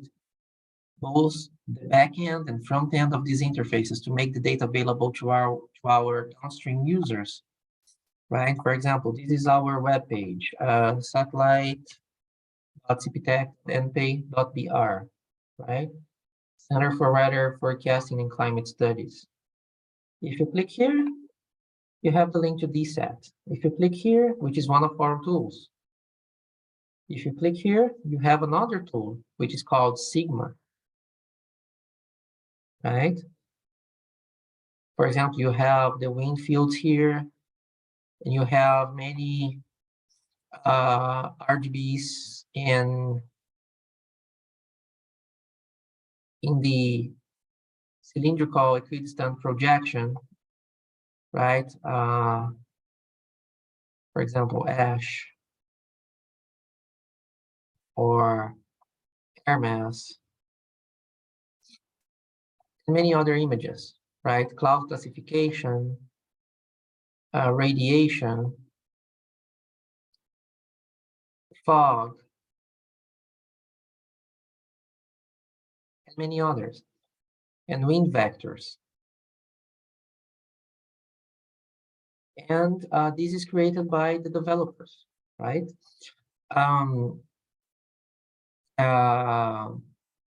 However, in some cases, human and technological resources are not available to develop custom products and to develop visualization interfaces. And that's where this tool could be useful for you, right? And SHOWCast stands for Simple HTML Operational Wrapper for GeoNetcast Americas. And it has been created to provide a simple yet powerful solution for operational data processing and visualization. And on the left here, we have the first version of this tool running in the GeoNetcast Americas station here, the antenna, the receiver here, and it's another model. It's not the S300D in this case. This is the first version back in 2019, okay? And the main goal of this solution is to provide, first, a free tool that can be customized and put to work without the need of an advanced knowledge of programming and web development, right? And to provide a free tool that can be adapted to the available hardware, right? But before seeing how, let's see some different types of satellite data users based on the experience gained in the last years, right? There are users that want to use satellite processing schemes in the visualization tool, making the adjustments according to their needs. However, there are users that they are already experienced in web development and they just want to use scripts, right? For example, Wayne, we have seen on the last day that he is processing very nice products already, right? Supposing that he do not have web page to visualize it, he could use the solution to animate his images, okay? And there are users that create new adaptations and functions, as we are going to see, okay? And here we have some nice adaptation examples created by users. On the left, here is an adaptation from the Hellenic National Meteorological Service from Greece. They have downloaded this tool, and they have adapted it to process mainly Meteosat imagery. That is the imagery that they receive there through EUMETCAS. You see here? And on the right, another adaptation created by the Brazilian National Weather Service, or INMET, right? They have even changed the name of the tool to SAPIS, right? And that's totally okay. This is an open source tool, okay? And we can make a quick demonstration, right? I have already demonstrated a few times during this training, but let's take a quick look again. Our colleagues from El Salvador, William Abarca, and others, they have adopted this tool and they are generating many images routinely for their users and forecasters, right? For example, they are visualizing 16 ABI bands, right? And they have subsected, right, the images to a very small region. This is probably 3 per 5 degrees, right, for El Salvador. And they have added a shapefile with the provinces from their country, right? For example, if you click here, you can easily animate it here. Remember that animation from day number 4, from that assignment that we would be able to create animations for any time period? Here they are using the same scheme, right? That demonstration where we seen Hurricane Fiona, Hurricane, and the other hurricanes, okay? So they are visualizing RGB composites here. Those who, we have been learning since the second day. And here they have 20 options, right? Air mass, ash, cloud phase, day cloud phase, day land cloud that we have created today, and many others, true color. And day convection, one from the challenge, right? And look how they are adding the interpretation as a legend. So when a user is looking at this image, he already knows what each color means. This is very nice, and it was made possible using Python, right? They are visualizing more than 15 derived products: cloud top height, cloud top temperature, rainfall estimation, aerosol optical depth, stability indices, right? Land surface temperature, and many others, right? Sea surface temperature from lows, and many others. Saharan air layer tracking, geoland data, right? You do not have any activity there right now, but they are visualizing that every 20 seconds. This is an animation every 20 seconds, but you do not have any activity now, right? So I cannot demonstrate that now. However, they also generate the same products, or most of these products, for a bigger region, for Central America, right? Like these ones here. With Python, you can select which region you want to visualize, right? And we have some example notebooks in the demonstrations we have made using Google Colab. So here they have increased this region. So they are generating different sectors. Okay. They are also visualizing these RGBs, right? For this bigger region. For example, here we have the cloud phase RGB created by UMATSAT. Here we have, right? And I really like this RGB. You can really differentiate between low level and high clouds. And so on. They are visualizing, they are overlaying the US National Hurricane Center tracking over ABI images, like in this example here, right? They are visualizing new cap soundings from NOAA 20 here.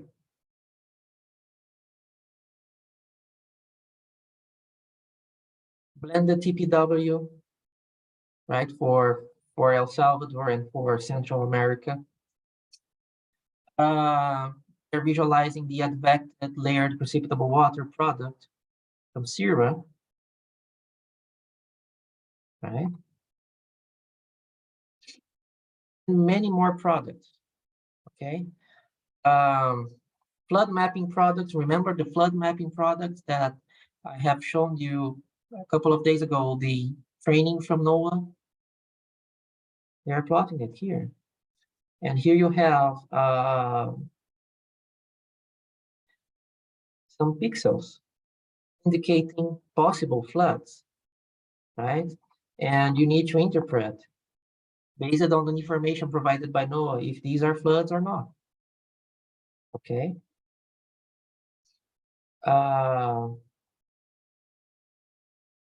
Sea surface temperature anomaly and trend. Chlorophyll concentration from NOAA 20 or SUMI SPP. Vegetation products, right? Fires, hotspots, NWP plots, as we have seen on the 3rd day and 4th days, like here. Okay, everything being processed by this tool and visualized by this tool, okay?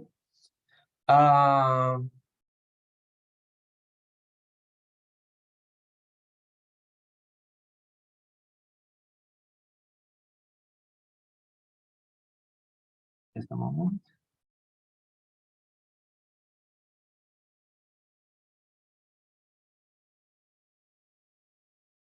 Forecast charts from NOAA for the Caribbean region and Central America.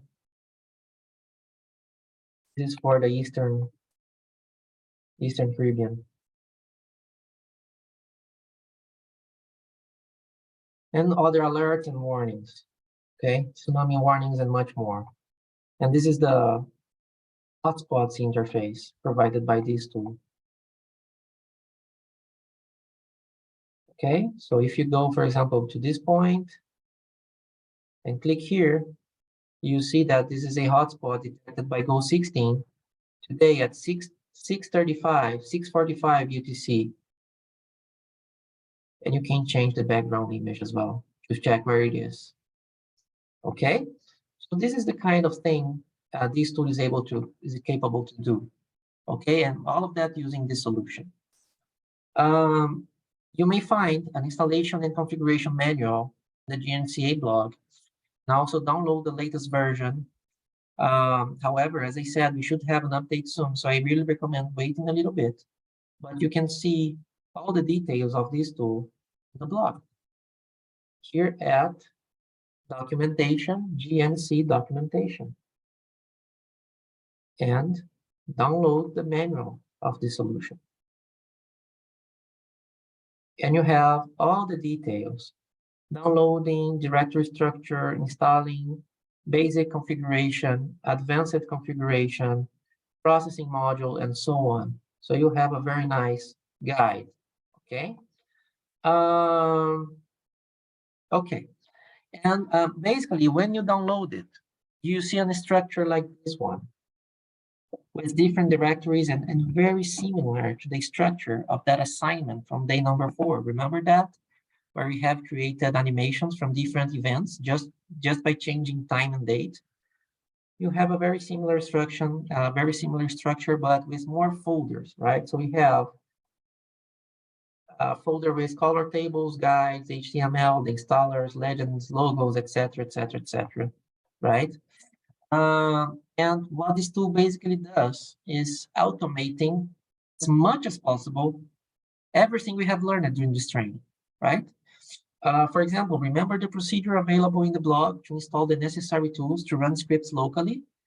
It does that, but it does that in a much simpler way, right? And all those tools and libraries are installed with a couple of clicks. If you double click here, which is a bat file inside the installer folder, it will install all those tools and libraries necessary to run Python. Okay, and after a few minutes, you just need to run the installer, prompt will pop up and you click yes. And after a few minutes, our environment will be automatically created. Okay. However, you still need some understanding of scripts, right? As you have seen during this training, because users need to configure basically 3 script files. One to select after how many days data will be deleted. One to select the products that this tool will process, and one to tell the system where the data is being received, right? And for example, to configure where the data is being received, you just need to set this variable here, ingest dir, right? As it has been configured in the fast client, so the system will automatically detect when a new file arrives. Okay, we have seen in your stations,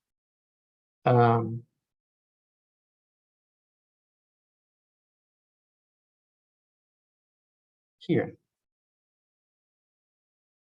Let me open a terminal here.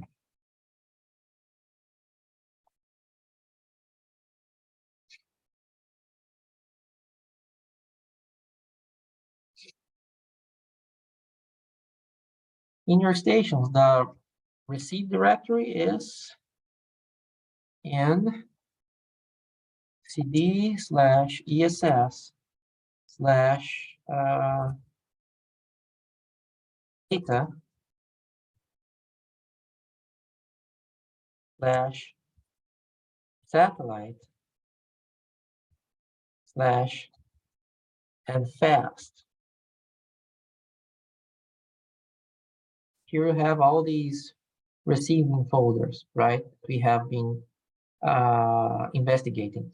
And what EEC basically did to install this solution in your machines, they have configured this variable here with EC/data/satellite/fast, okay? And to configure for each product, you can configure how he wants to process these files. For example, Go16 band 13. Do I want to process it? True or false? True. I want to process it. Which script should I use? This one, process G bands phi, right? For which region?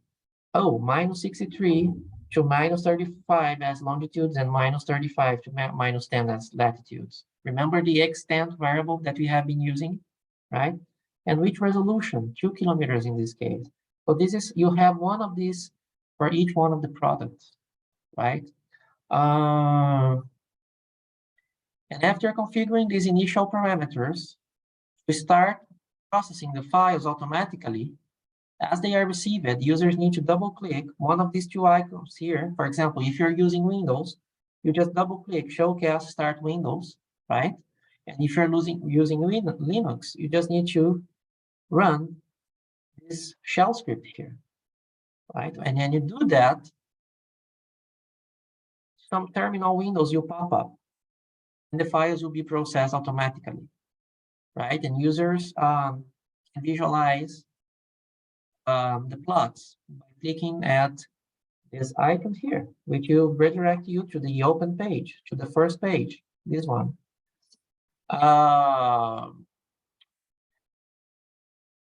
And the plots will be generated as we have seen in the examples from El Salvador. So they have configured the tool and they have put this tool in a web server.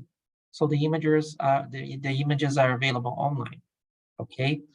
And currently, the system supports the GOES pens, RGB composites, derived products, GLM, GOES West imagery, Meteosat imagery, data from polar satellites like GCOM, NewCap, blended rain rate, blended PPW, blended ozone, advected layered precipitable water, food mapping products, ocean products, sea ice products, vegetation products, hotspots, NWP analysis, warnings, watches, and much more, right?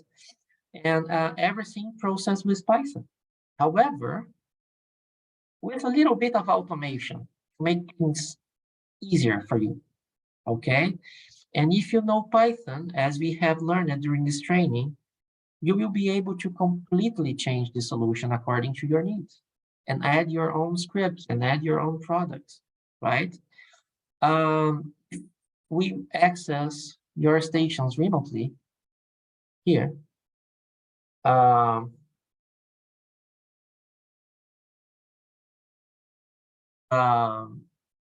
This is the visualization interface.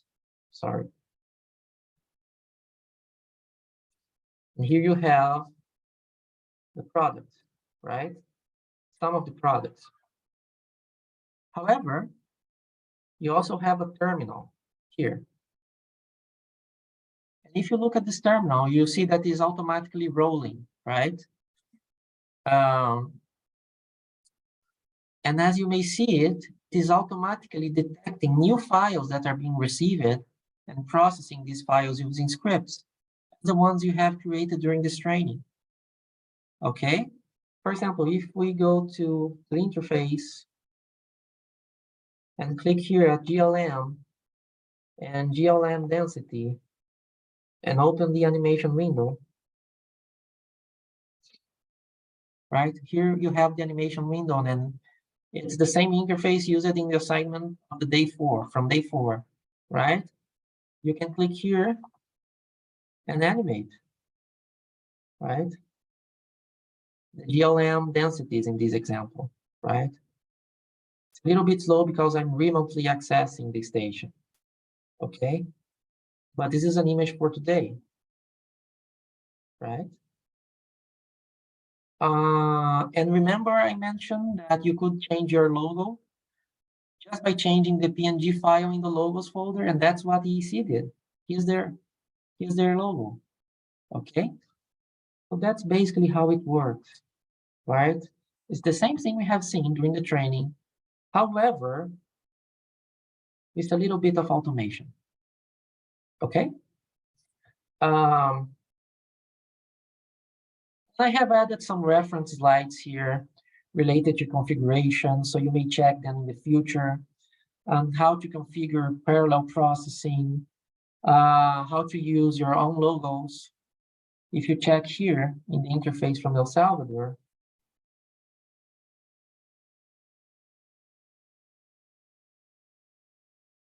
they are using the same interface. You see here?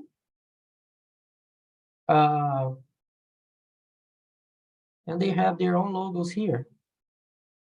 Here's their logo, right? So that's how they did that. How to add your own labels. You see that here. GPY is a custom label. And it's very easy to add your custom labels using this tool, okay? How to add your own legends, right? For example, for the cloud phase product, you have this water supercooled mixed and nice cloud phases, right? So it's possible for the derived motion wings, each level is a legend. So it's possible to add these legends in your plots, right? Um, how to configure the products you want to process, how to configure the distribution of your workstations. Here, only one for processing and visualization. Here's two, one for processing and one for visualization, one for processing, visualization, and storage and cloud, and so on, okay?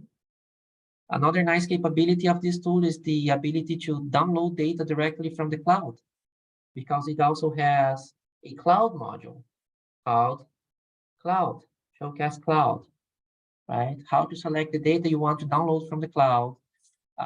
If you want to download data from Amazon or Unidata, as we have seen, and visualize the data you have downloaded from the cloud, right?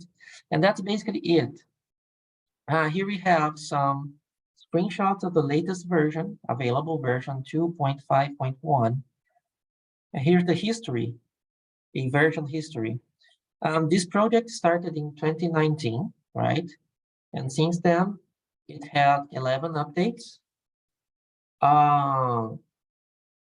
And here we have some pros and cons. As pros, it is simple. As I have said, it's what we have seen during this training, however, with a little bit of automation, right?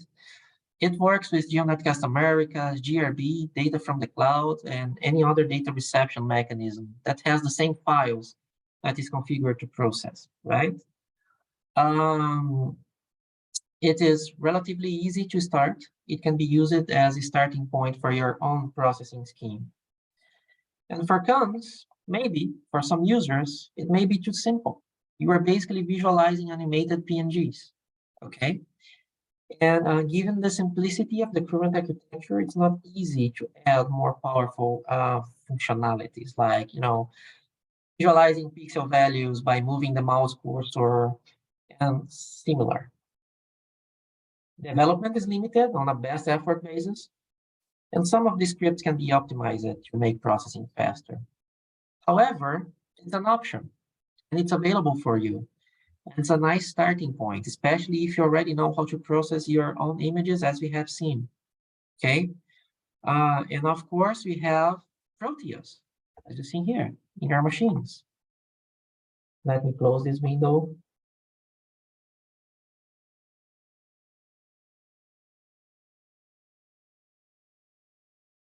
You also have Proteus, developed by the vendor of the machine. Here you have the scans, here you have the product, and if you double click at one of these products and select load product,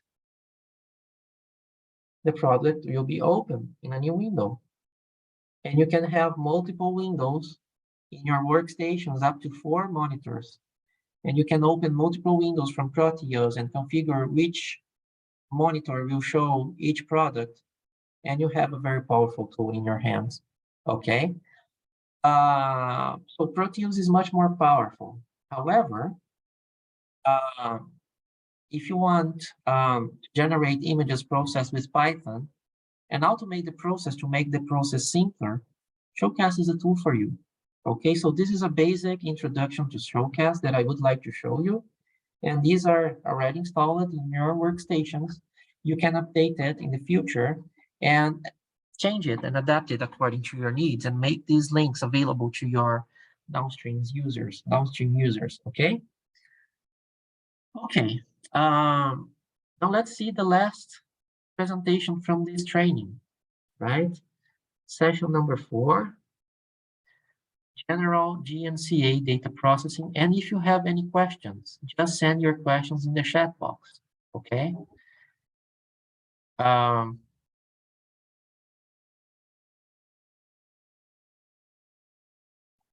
Let me minimize. Open my presentation, just a moment.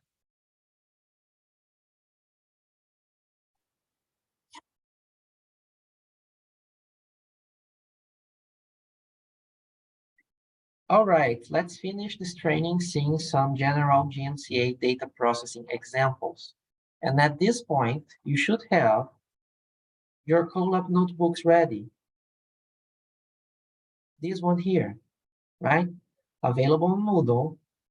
You should make a copy, open it, and runs the step number 2 and step number 3. So it should be ready by now. And if you click at the play button, you should see a plot after the cold cell, like this one here, right? Global sea surface temperature. The difference between this notebook and the other notebooks we have seen during this training is that each script is separated in steps. It's not everything in a single script, because I would like you to understand the steps we are doing to process these products. Okay, so please open your notebooks. I really would like you to try to make these changes with me, right? And explore these notebooks with me.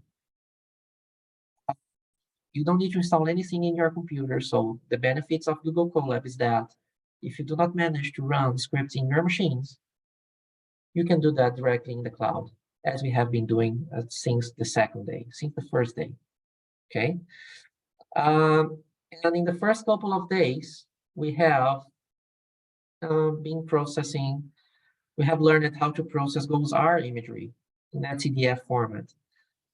Then in the third and fourth days, we have learned how to process numerical weather prediction data in the grid format. And both of them are available in your ground stations, right? And now in this last demonstration of this training, we will see how to process a variety of products from GEO and LEO satellites in different formats, okay? And we are also going to learn some new tricks that will be very useful in the future for you.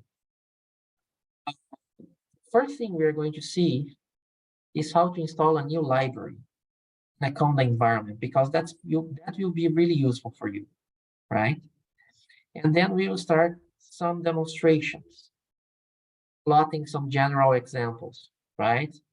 And this is the list of products: sea surface temperature anomalies, sea surface temperature trend, right? Generated by NOAA's Coast Watch, ocean color. This is a high resolution product and a 750-meter resolution product from the VIR sensor from the NOAA 20 satellite and NPP satellite. Blended total precipitable water product, blended rain rate, the zero advected layered precipitable water, right? Vegetation products like NDVI, total ozone, and multi-emission fires and hotspots from many satellites, right? We're going to run these scripts in the cloud, right?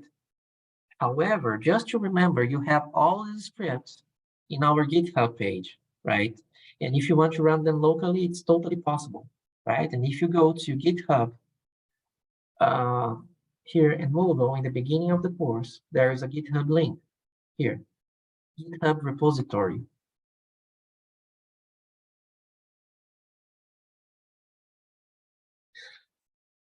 And in this GitHub repository, we'll have some folders. First, animation. Remember the assignment from day number 4?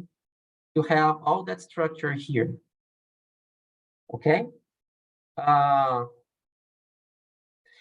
You have a folder called GNC-A hardware and software with some utilities for the fast client and the NOVA receiver, some scripts, useful scripts. We also have a folder called GOES with all the scripts we have seen in the first couple of days, okay? We also have a folder called Google Colab Notebooks. 4 notebooks, right? The first one, the one from Google 16 examples for the first couple of days.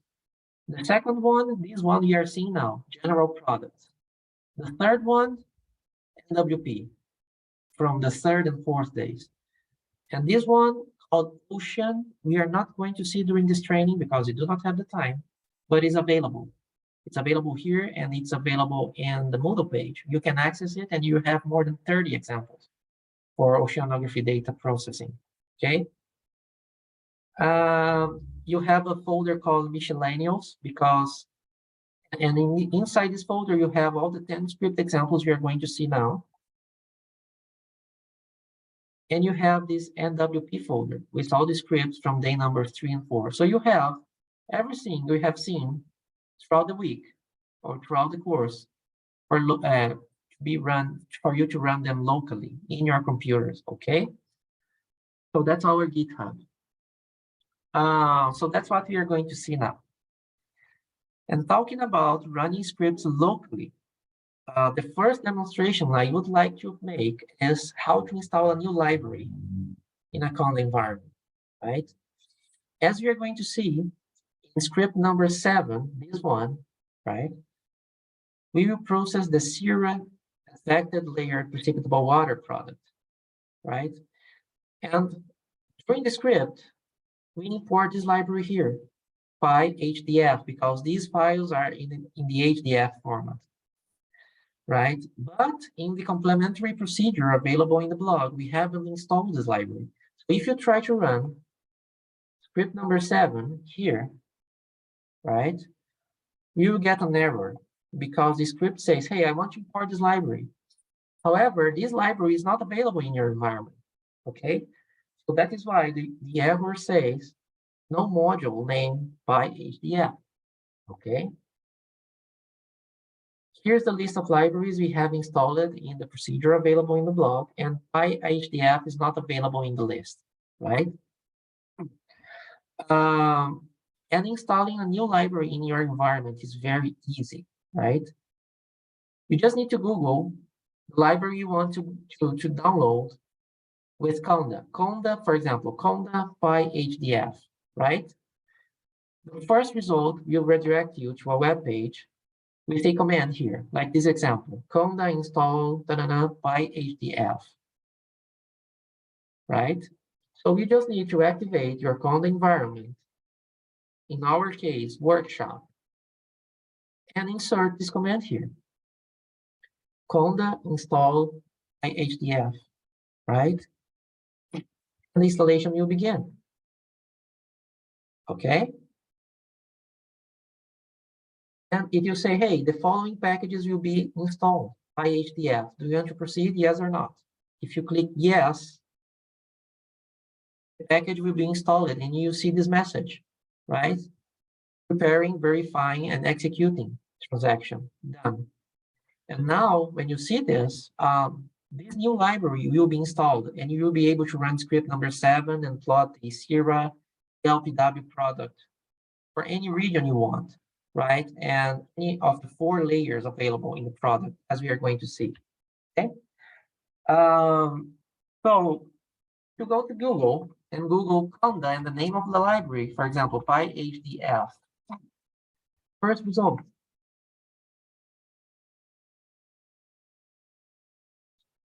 Here's the command, install it. If you Google Conda PyGrid or NetCDF4, first result. Here's the command. So you can install libraries separately, but you can install them all together, like we have done in the procedure. Here. Sorry. Here. Here in the same command, we have installed many libraries at once. Okay? All right, so this is the first introduction I would like to make. And this will be our first example. The NOAA Coral Reef Watch Global Sea Surface Temperature. And this is a NetCDF, right? It is uploaded by NOAA. And in your stations, they are available at NOAA has this slash, and this is the naming convention, coral temp underscore v3.1, etc. Right? And before processing this product with Python, I would like you to access this folder. And you may use the link provided by Sims. Let me send you again. This one. mentioned in the chat window, right? And please access folder called No One Has This and download any one of these files. Let me download the latest one from yesterday, May 14th. Okay. And let's open this file with NASA Panoply, as we have learned in the first day. So I will put this file in a known directory, in my case, GNC-A samples, C, GNC-A samples. I will place it here, right? And I will open Panoply, just like we have done in the first day.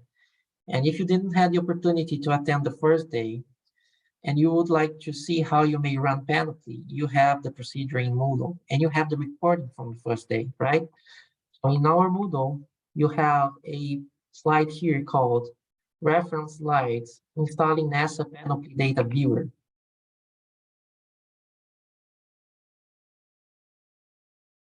And you have the steps needed, and it's very easy to install this tool. You just need to install Java before and extract this zip folder and run it, right? And here you have all the procedure here. Installing and running, downloading, and basic manipulation. And in the first day, we have seen that after the installation, we will see a folder, in your desktop, you have a button like this one. Let me click. And the tool will be opened. It is opening now.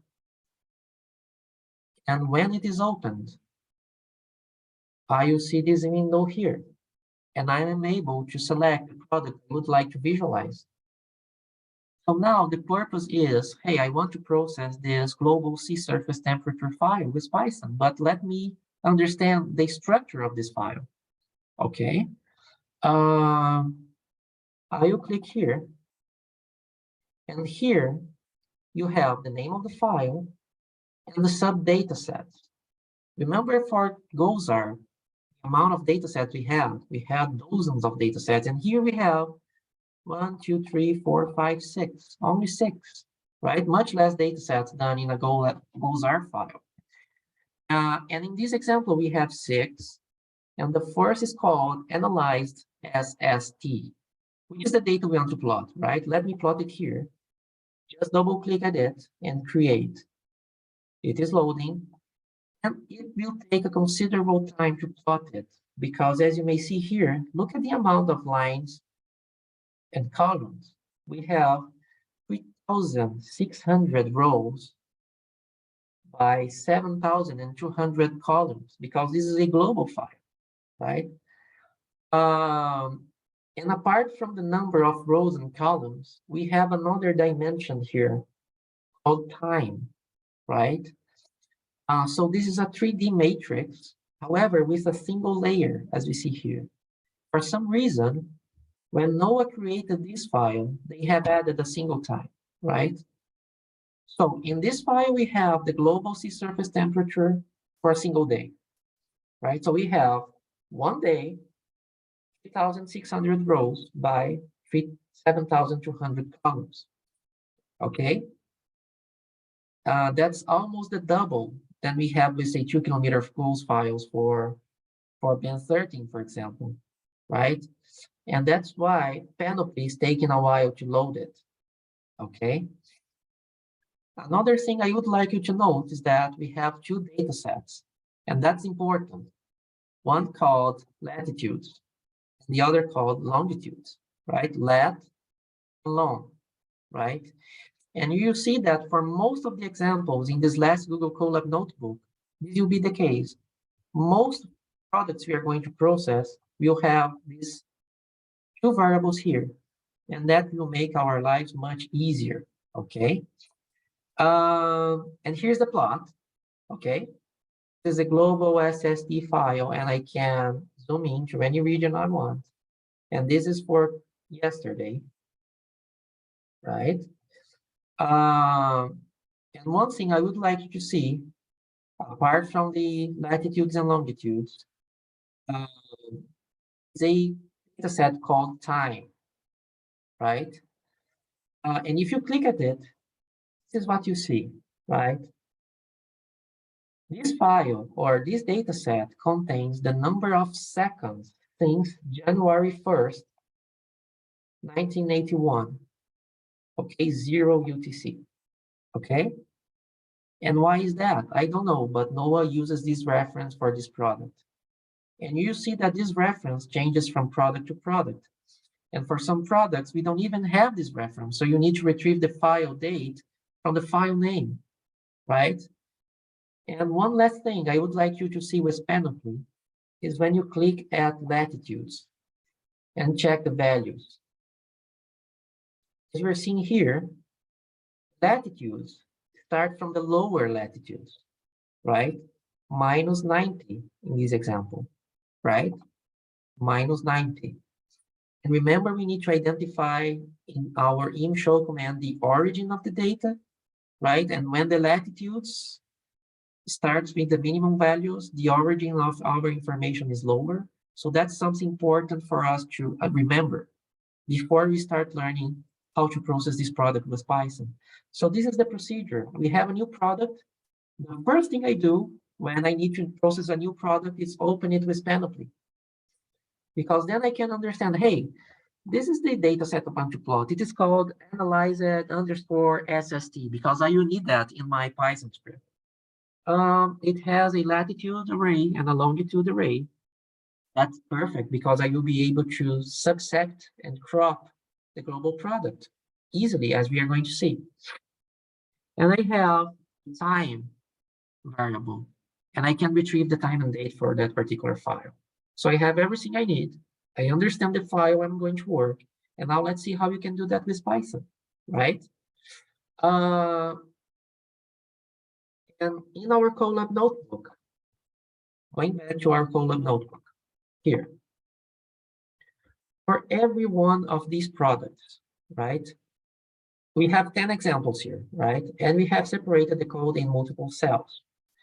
So you may see the steps followed to plot these images. And we usually have 4 steps for each script, right? In step number 1, we are plotting the whole data, as you're seeing here. In step number 2, we are plotting only a subset of this data, right? We retrieve data only for a specific region. And that is why I have mentioned when we were exploring the data with Panoply that we have those latitudes and longitudes arrays, right? In step number 3, we will retrieve the file, time, and date reading the time data set we just saw in Panoply, right? And for those files that do not have this data set, we will read it from the file name, and we will learn how to do that, right? And in step number 4, we use our standard commands that we have been using since day number 1, right? Dimensions, projection, extent, custom color table, landmass, im_show, shapefile, coastlines, color bar, and title. And you already know how to use those. Okay, and this is the final plot for script number 1. Okay, so we will be using the same logic to process every product. And you see that these products are very different in some cases, right? We have land products, ocean color, vegetation, etc. So my objective here to close this training before our workshop summary is that you understand that you may process anything you want, right? Using these 4 steps. But of course, each product has its own little details, right? And little tricks. But the more you get accustomed to, the faster you will be able to process these products, right? And we also have in this slide, just a moment, you have Colab link for the Colab notebook for your future reference, right? And if you want to download this script and run them in your machine, you also have the GitHub link, right? So I have kept these links on this slide so you can use them as a reference in the future, right? Okay, let's begin. This is our first demonstration, script number 1, right? Global sea surface temperature. And in our step number 1, we will import the required libraries and we will make a basic plot, right? And if you have any questions for any of these instructions, may send your questions in the chat at any moment, and I will explain it. We have been doing with goals, with NWP data, with all the data sets we have processed until now. First thing we should do is importing the libraries. And we already know these libraries here, right?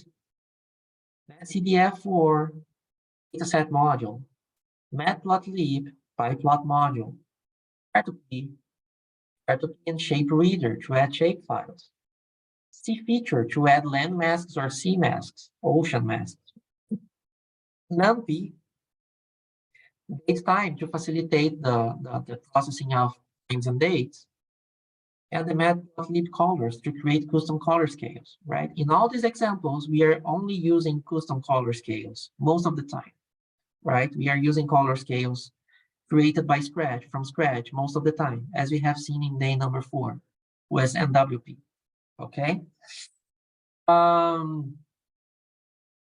Okay, after the libraries, we open the dataset, just as we have done with GOES-R. Dataset, the name of the file. In this case, Temp v3.1 and the date. The same file we have opened with Panoply, right? With Panoply, we are exploring the file using a graphical interface. And with Python, we are using scripts, right? So these instructions here are well known by now, right? Import the libraries, open the files, right? Reading the variable, in this case is called analyzed SST, as we have seen with Panoply, right? And this is the first important detail I would like you to understand. Remember, in Panoply, we have seen we have a 3D product, right? The SST lines and columns, the date. However, for some reason, NOAA has added a single date for this product. That is why between brackets here, I have a 0, because I'm saying, hey, I want to read all the rows with the column, all the columns with the column, but only the single date that it has. That's why I have a 0 here, because all the Python indexes start with 0, right? So I'm reading the SST, I'm storing these values in the data variable. I could call it anything I want, as long as I call it the same way in the rest of the script, right? In the next instruction, I define the plot size for 10 in this case, and show the image with the imShow command, right? And remember when we opened the latitudes and longitudes, and we saw that the latitudes array started with the lower latitudes. That is why we are using lower here, right? And the color map in this first example, chat, okay? So this is the full plot, global sea surface temperature, right? The thing is that I do not want to plot the whole globe, but only a subregion of the globe, and how we can do that, right? As you see here, I cannot introduce latitudes and longitudes here, right? And one thing I can introduce between brackets is the range of rows and columns that I want to plot. Anything between 0, 3050 for rows, and 0 and 7000 for columns, right? For example, if we go to Colab and change this, for example, I want to plot rows 0 to 1000 and columns 0 to 1000, and run the script. This is what I should see. I'm only plotting 1,000 columns by 1,000 rows. If I select, for example, from rows 2,000 to 4,000 and columns 2,000 to 4,000, and run the script again, this is what I should see, right? The North Atlantic region.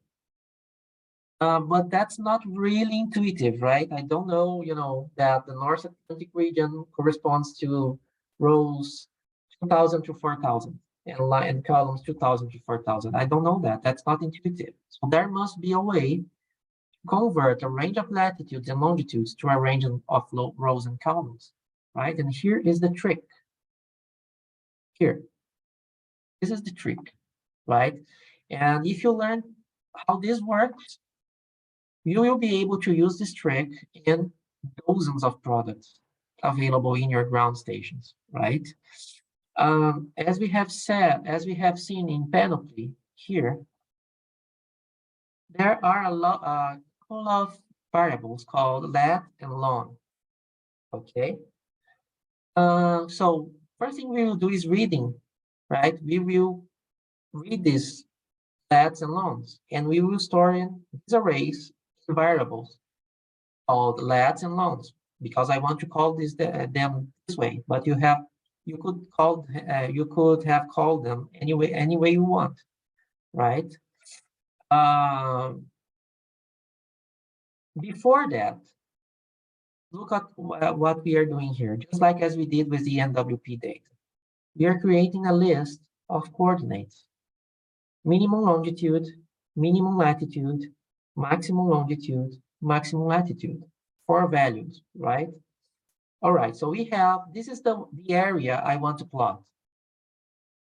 And these are the huge latitudes and longitudes array. So here I have 3,000 by 7,000 combination of latitudes and longitudes, right? And here's the trick.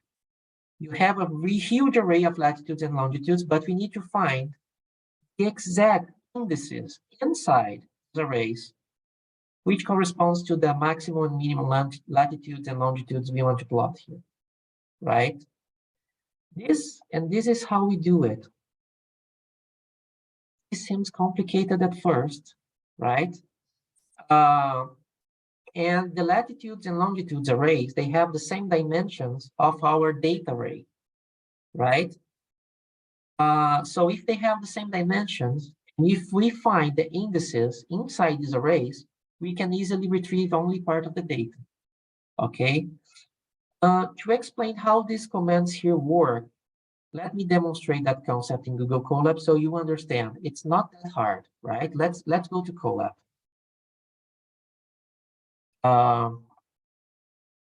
In Colab, I'm going to create a code cell here. Insert some Python commands, right? And first, I will import NumPy. Import NumPy as NP, as we have been doing, right? Then I will create a random array just to simulate that these are my latitudes and longitudes, right?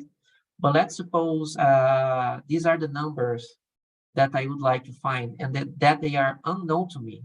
I will call it my list equal to NumPy point array, right? And I will add some numbers to these arrays. For example, 5, 7, 3, 2, 9, 8, 1, 0, 4, 6, 10. This is just random numbers, okay? 34, 20, 89, etc.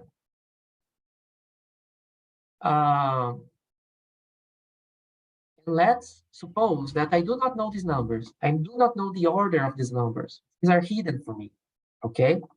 If I print the list, print my list, this is what I should see. And let's suppose this is my latitudes and longitudes arrays. I have a bunch of latitudes, a bunch of longitudes, okay? Now let's simulate that I would like to find a number, and I will call it desired number. And I give it a value like 8, for example. Let's suppose this is the latitude or the longitude index I would like to find, right? And how can I find this number inside this array? How can I find exactly the index of number 8 that is here? Okay, and to find it via code, the first thing I will do is subtracting my desired number from each value inside my list. For example, if I create a variable called my subtraction and calculate the absolute subtraction, the absolute result, my list minus desired number. So I'm subtracting my desired number by each number in this list. I'm getting the absolute value without a negative, okay? If I print my subtraction, this will be my result. This second row here. 5 minus 8, 3. 7 minus 8, 1. 3 minus 8, 5. 2 minus 8, 6. And so on, right? But what will happen when I have 8 minus 8? I will have a 0, right? So my resulting array will have a 0 exactly at the position where I have my desired latitude or longitude, right? Now I would like to know which index I have the 0 here, right? And now it's easy to me to find the index of that number because numpy, there is a function called numpy.argmin that returns to me the minimum argument from given array. We'll call it my index. And I will print my index. Here, index number 5. So what I did here, my function returned to me, hey, the function saying, hey, in your index number 5, in your original latitudes and longitude arrays, the desired number, the number you want, in this case, number 8, it's in the 5th position. 0, 1, 2, 3, 4, 5. But remember that in Python, our index starts with 0 always, right? So this seems to be complicated, but this is how it works. I'm using an algorithm to discover where are the position of my latitudes and longitudes, so I can plot only a subsection of my whole image. So going back to the slide, this is what I'm doing here, right? And for example, I have in extent 1 minimum latitudes here, right? I'm subtracting this latitude here, 0, from my list of latitudes, this huge list of latitudes, and getting the absolute value. What will happen? Where I have 0, my index. And the argmin function is returning to let li, or latitude lower index, the exact position inside this array where I have my desired boundary. So I do that, and I create a latitude lower index, a latitude upper index, a longitude lower index, and a longitude upper index. 4 variables. And now I can introduce here, hey, I want to read this data set only between my minimum index for the latitudes until my maximum index for the latitudes. And as columns, I want to read my minimum index for longitudes and until my maximum index for longitudes, right? And that is why now I have this. Okay, so I had a global file, but I wasn't aware how to select a subregion of this global image. But with a single algorithm, as this one here, I can select exactly subregion of this image, right? And it is worth understanding how this works, because as we are going to see, we are going to use this for all the products, right? This is very useful. And that's our step number 2, right? We are creating a variable, some variables with the indexes and selecting the region. And we can plot any other region we want. You just need to change in your Colab notebooks the extent variables. Let's plot, for example, South America, right? Let's go to Colab again. And here I'm plotting the Caribbean region, right? If I change the minimum longitude for 93, and the maximum to minus 25, and the minimum latitude to minus 60, and the maximum latitude to 18, for example, and run the script cell again, here I have South America, because I have used this algorithm here that we have just learned. Okay. All right. So we already know how to select a subregion of my global file. Okay. The next step is retrieving the file time and date. And there is a variable, as we have seen, there is a variable inside an etcdf called time, here, time, right? And remember, we have seen in Panoply, in this variable, we have the number of seconds since January 1st, 1981, 0 UTC. And that's what we do. We read the number of seconds in this variable, right? And we sum these number of seconds to the initial date using the datetime library, okay? And we format the data string using the strf time library, as we have seen in the second day, right? And here we have the time and date, right? July 7, 2021.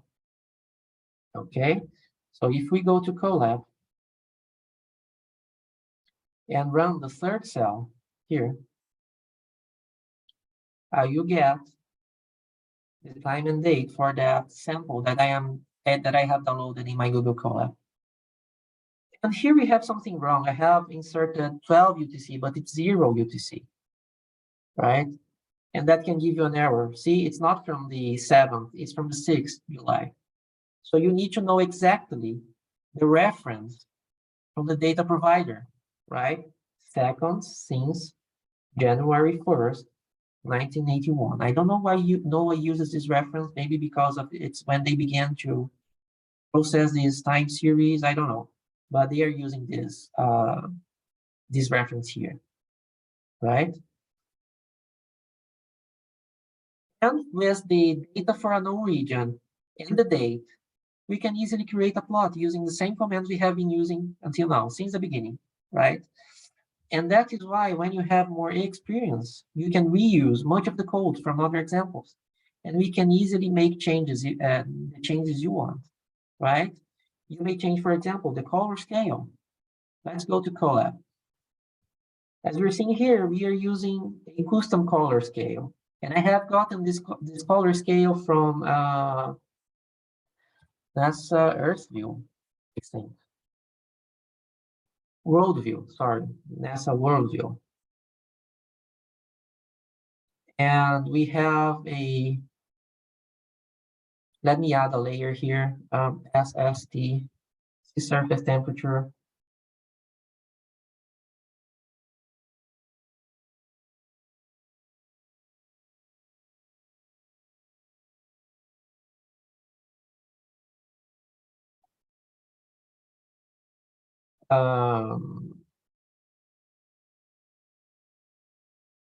Here. This is the sea surface temperature from EarthView, and I just have used that web page we have learned it to reproduce this color scale here. So I was able to use it in my script here. But for example, if I change the minimum and maximum values to, -2 to 20 and run the script again, I can change the range of the plot to any data range I want. And that's one of the benefits of working with Python, for example, to process these digital files. You have total control of the data. Here's the South America. But let me return to the Caribbean extent here. Process it again, Caribbean extent. And now I'm going to plot, for example, using another color scale. Now a discrete color scale.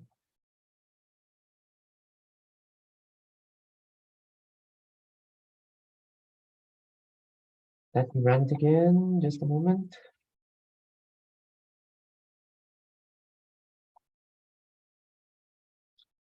And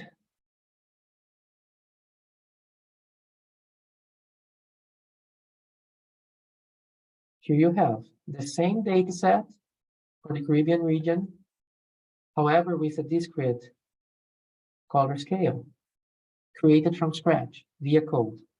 Okay?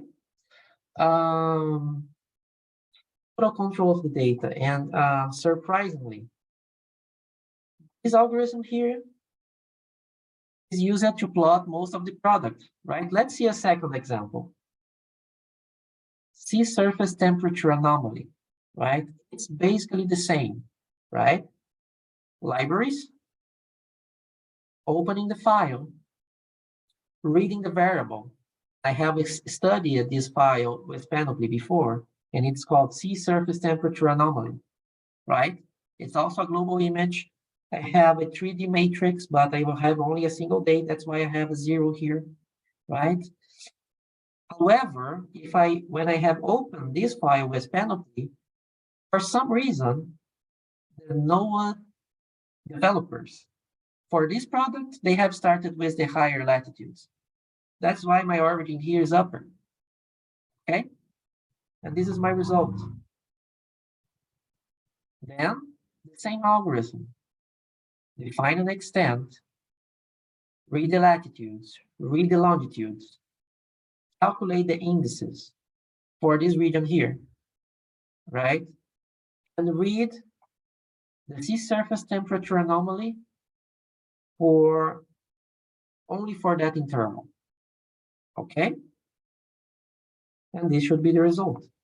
Sea surface temperature anomaly only for the Caribbean region. However, I'm using here a default color scale, and I don't want it. I want a nicer color scale, okay? And I could easily change. Let me plot the second example and change the region again for South America. Minus 93 to 60, minus 25 to 18. Let's plot it again. And here I have the anomalies only for South America. Remember that in the NWP presentation, one of our meteorologists here were analyzing a subtropical storm called Haoni. She would use these techniques to plot the sea surface temperature anomalies for the specific region. So he could check how the anomalies contributed for that particular event. So this is very nice, okay? By the way, let me retrieve the file times and date again, right? And here I have the same instructions used as before, the amount of seconds available in the time variable, and I'm summing these seconds to my start date. And I have the file time and date, okay? And here's the final plot. Now is a better color scale, right? Whites where we do not have any anomaly. Blues and colder colors when we have lower temperatures than the expected, and hotter, warmer colors when we have higher temperatures than expected. Okay, let's see in Google Colab, final plot.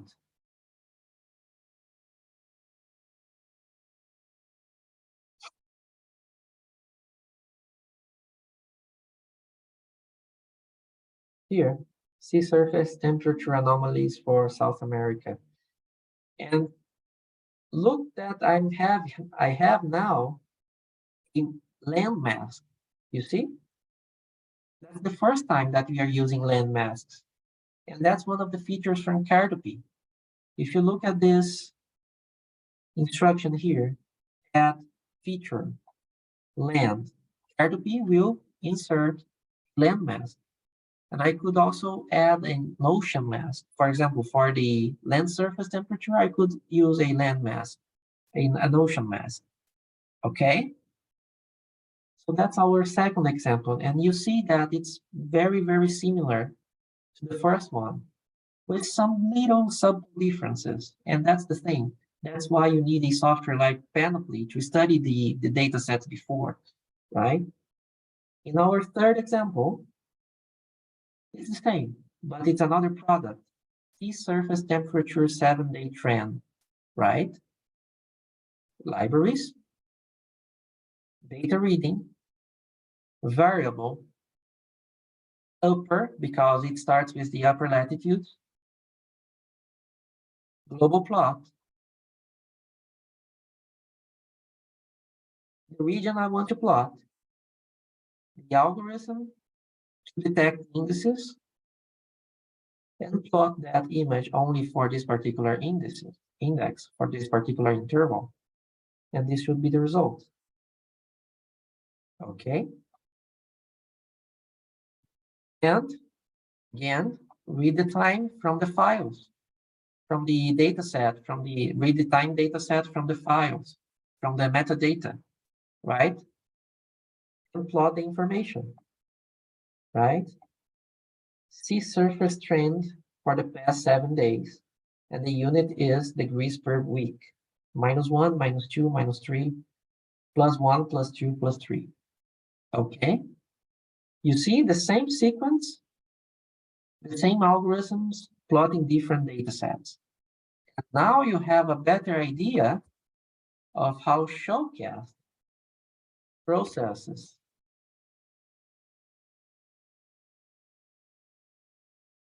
this imagery here, right? I'm doing exactly that in the back in the script from SHOWCast. These are the sea surface temperatures. Here we have sea surface temperature anomalies and the sea surface temperature trends. We have just learned how to process. And that's how the system is doing in the background. Okay? All right. Example number 4, chlorophyll concentration or ocean color. This is a high resolution product derived from VIRS, and it is available in this folder in your ground stations, JPSS product OC or ocean color. Okay? And this product is so big that NOAA had to divide it and split it into multiple sectors, right? And your sector is this one, VY, okay? That is why my file name ends with VY, okay? And we have the same sequence. Please note that this product is developed by another division at NOAA, by other developers, right? And you may use the same sequence as before. Libraries, read the file, right? Which is called this big name here. Read the variable you want to read. In this example, chlorophyll A, right? Store this variable inside the data variable, but I could call it any way I want, right? And you have this plot here. I'm plotting the whole content of this product. And as you see, it's not global. This is the content. It's not global. However, you may still use the algorithm, right?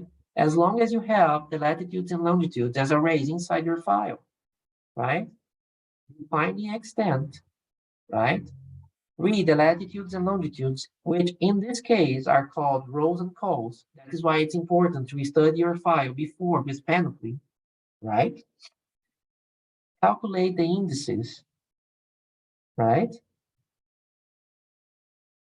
And now I have this region here. Read the time and date from the metadata, right? And here you see that.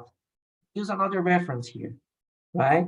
Number of seconds since January 1st, 1970. That's the reference for this file. And you can check that in your files using Panoply, right? And after that, you use the standard commands to plot your data. Here's the final plot. As you can also see here in Google Colab, example number 4. And please note that in Google Colab, you may change anything you want. If you made a copy for yourself in your Google Drive, you may change anything in the script, title, colors, etc., maps. So please try it. I really want to provide these Colab notebooks for you to try that and learn Python. You have a lot of content recorded, all those slides with explaining every command, right? So that's my intention. Example number 5, and the total precipitable water. And by the way, now you know how SHOWCast processes the ocean color product. Let me open it here. Here. That's how they are doing it, right? That's how the system processes this.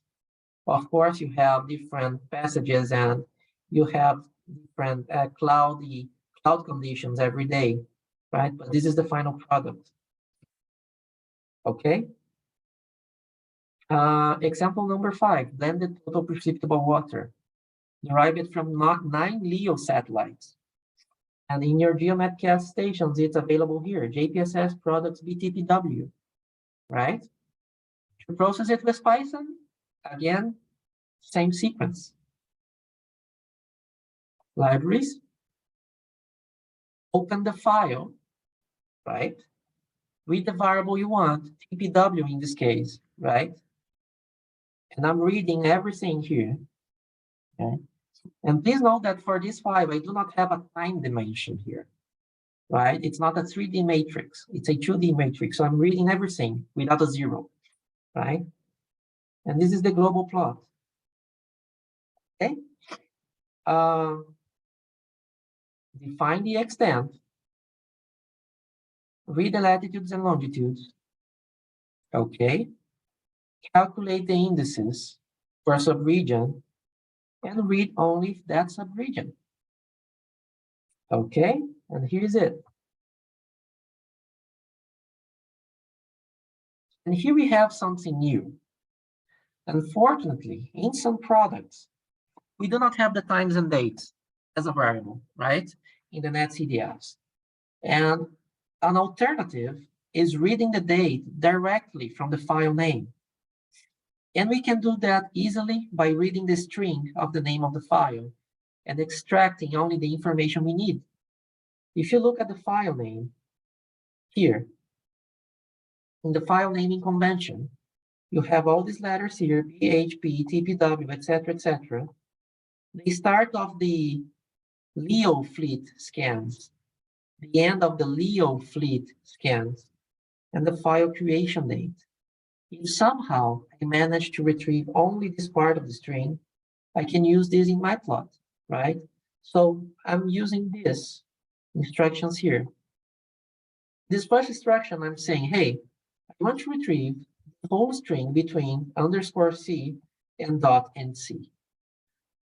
And between _C and .nc, I have this big number here, right? In the next step, I'm saying, hey, I want to use as years the character between position 0 and 4. The characters between position 0 and 4, 2023. For the day, I want the characters between position 4 and 6, 0, 4. month, sorry, this is the month. And for the day, I want the characters between position 6 and 8, 19, and so on. So if we go to Colab, for example, and I create here a code cell, and let me create a variable called myString equal to 2023-05-15, right? But I just want these 4 first digits, and I call them year. It's equal to myString position 0 to 4. And if I print year 2023, okay? So that's one of the ways we can we have to retrieve the file date from the file name, okay? Oops. Here. And this should be my result, okay? And I can change the, and I'm using here a custom color scale, plotting the region I want, right? And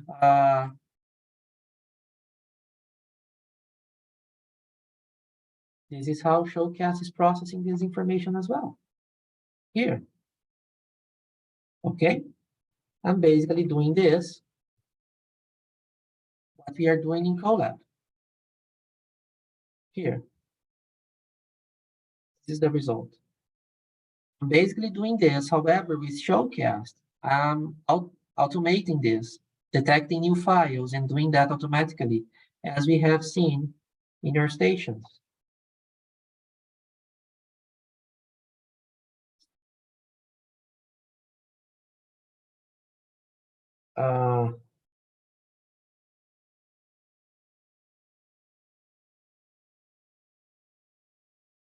Here.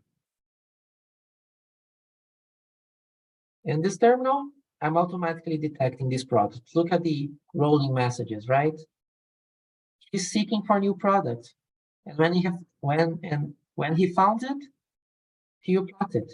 And this is for example, a meteosat imagery. Let me try to open the total precipitable water. TPW. Here. Not this one. This is the anomaly.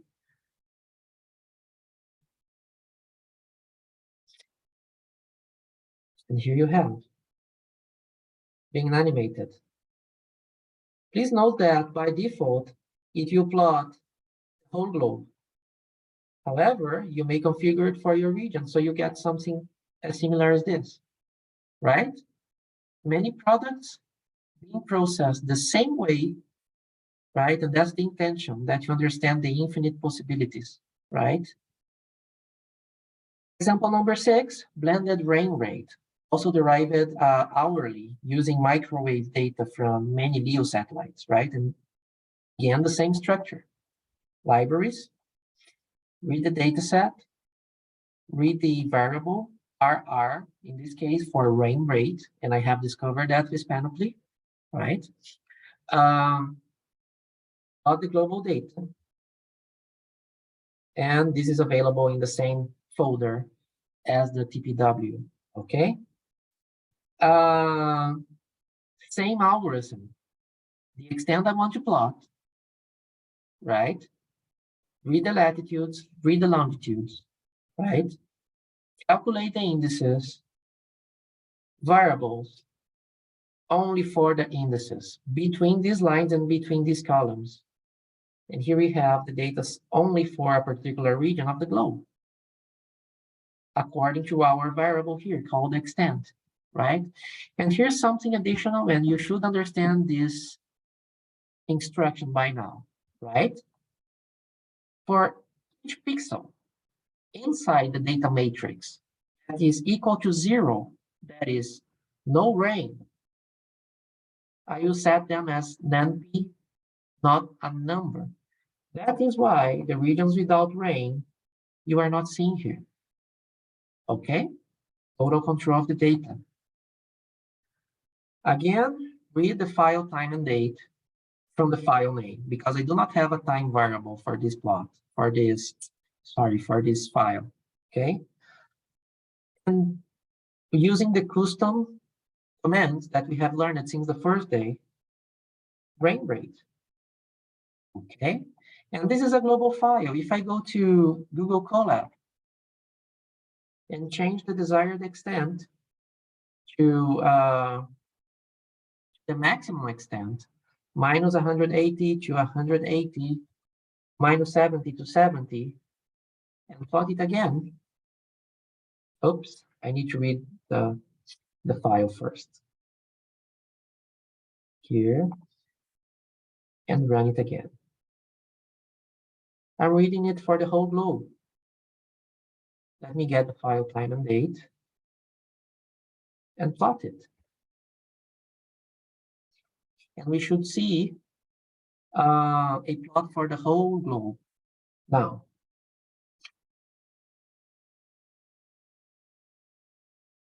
Okay, here I have. And I can also change the color of my landmask. For example, if I put landmask face color equal to dim gray, which is a black gray, dark gray, plot it again.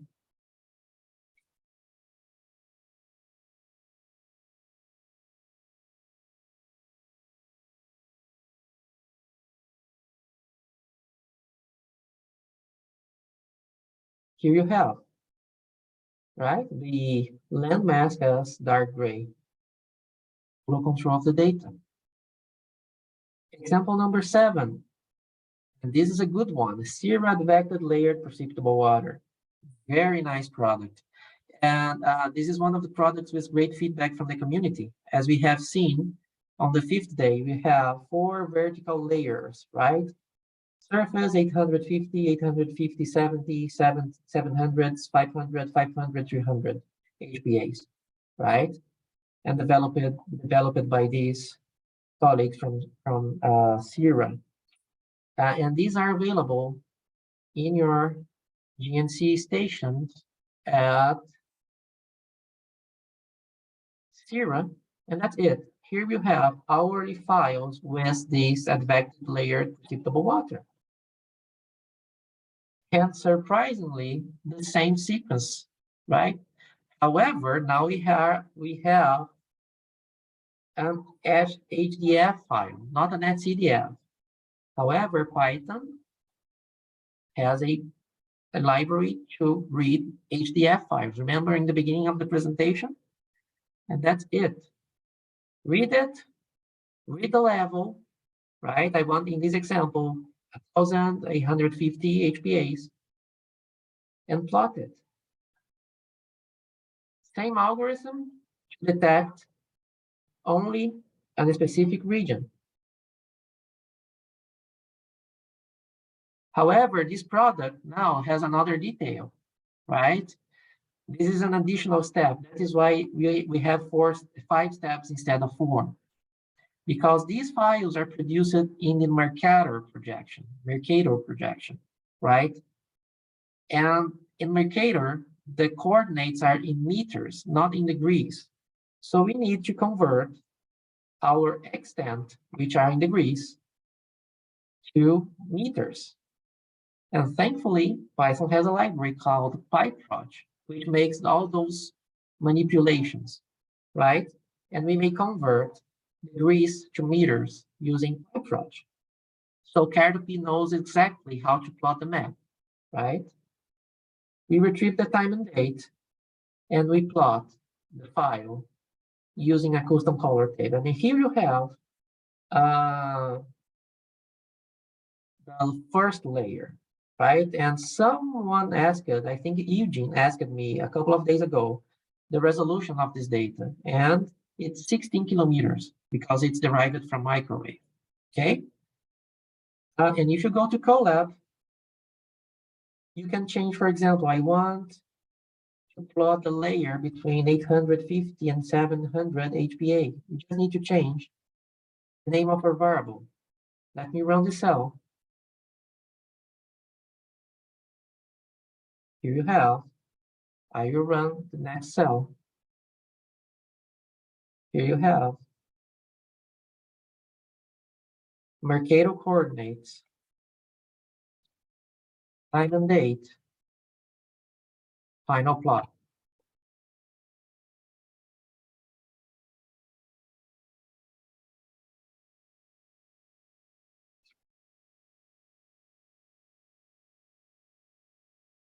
And here you have the second layer from 700 to 500 HPAs, I think. And you can plot any layer you want. And that is how SHOWCast is processing these files. As you're seeing here, here, this is the second layer.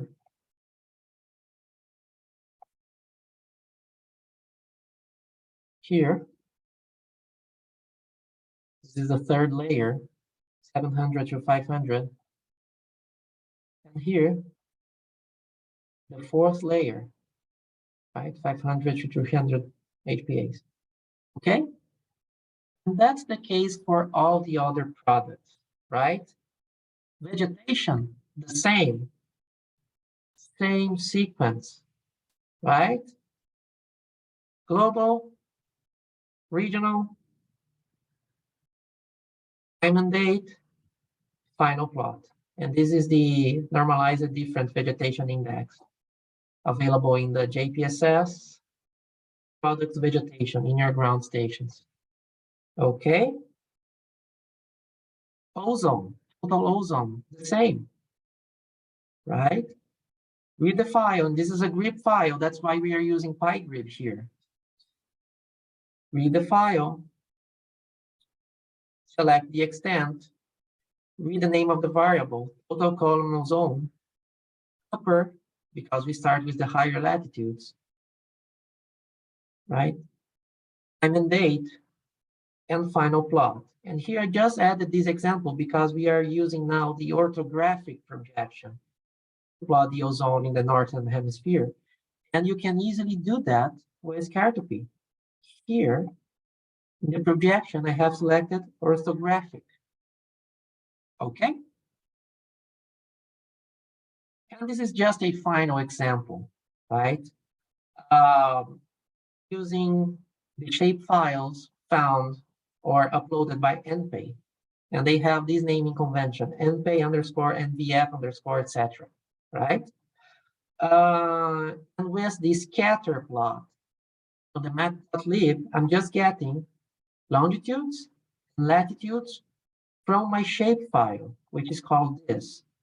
And you have those in your ground stations at, remember the folder we have been testing the uploads last week? Here we have the plot from Wayne. It's still there because this station stores data from 20 days, I think. Here we have the text file we have uploaded during the training. Hi, this is a test file, and today is May L1445 UTC, GeoNetcast America's Eastern Caribbean Training Workshop. This is the folder from NPay, and you have all those files called NVF for monitoring of vegetation fires. And you can plot it as we are doing here. Right? Global in the equidistant projection, global in the mole-wide projection, and regional. Okay. And in your machines, if I open SHOWCast and click at fire hotspots, it will load this new tab. And here you have all the fires and hotspots detected by GO16, METOP, NOAA's, SNPP, Aquanterra. And if we go here, for example, and click at one of these points, this is from NOAA 20. And this orange is from Terra. And this is it. And these points and these files and this algorithm is created by NPay, by our researchers. We are using our own algorithms here to detect these fires and hotspots. Okay. And here in the Colab notebook, you have an example of how you can manipulate that. So that's it.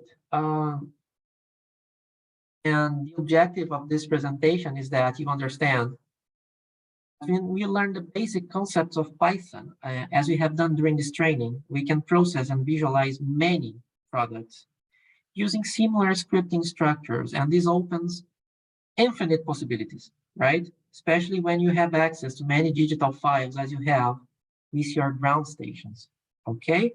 Now let's finish the training with our last set of slides. And we have 8 minutes, okay? Okay, let's finish the workshop with a summary and some suggestions for you, okay? During this workshop, we have developed or encouraged some skills, right? We have learned what GeoNetCast Americas is, and that are other data reception mechanisms available, each with their advantages and disadvantages. And we have also learned how to access data from the cloud to complement the data available in the system or to serve as a backup. We have learned about data providers of the GeoNetCast system and the products they upload. You have learned how you may become a data provider of the system in the future and upload your own products, right? To your regional community. We have learned how each component of a GeoNetCast Americas station works from both hardware and the software side, and how to install each one of them and how to configure each one of them. So you are able to install a station from zero with the material you have in the Moodle webpage, right?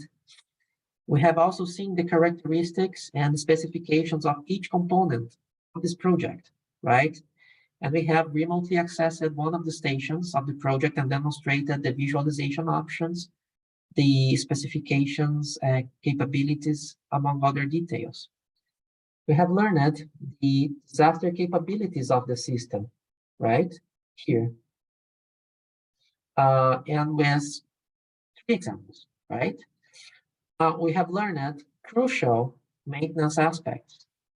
So you know what to do if you have any problems with your stations, right? We have introduced Python, right? The tools you need to start programming locally or in the cloud. And if you are programming locally, the tools you may use to increase your productivity, right? We have seen how to process GOES-R imagery and create RGBs, right? And how to process NWP data, right? And a variety of products that are available in GeoNetCast Americas, as we just have seen now, right? We have seen how to create advanced plots and animations for any time interval, right? We have learned how you may get engaged with the community, right? And the satellite user community activities. Of course, I know that this is a big amount of content, and it's not easy to assimilate all of that. The recordings, the resources are there for your future reference. And assimilation comes with repetition, right? And all the exercises are there for you to practice, right? And my biggest objective for this training is that it serves as a motivation for you, right? So you feel comfortable to try learning these new concepts and practicing these concepts. And I really hope this information, or at least part of this information, will be useful for your med services, right? And just remembering the learning outcomes as presented from the first day, during the first day. Operation and maintenance of GeoNetCast Americas stations, generation and utilization of GNC-A products, understanding the GeoNetCast Americas disaster capabilities, and build awareness of the GNC-A community and resources.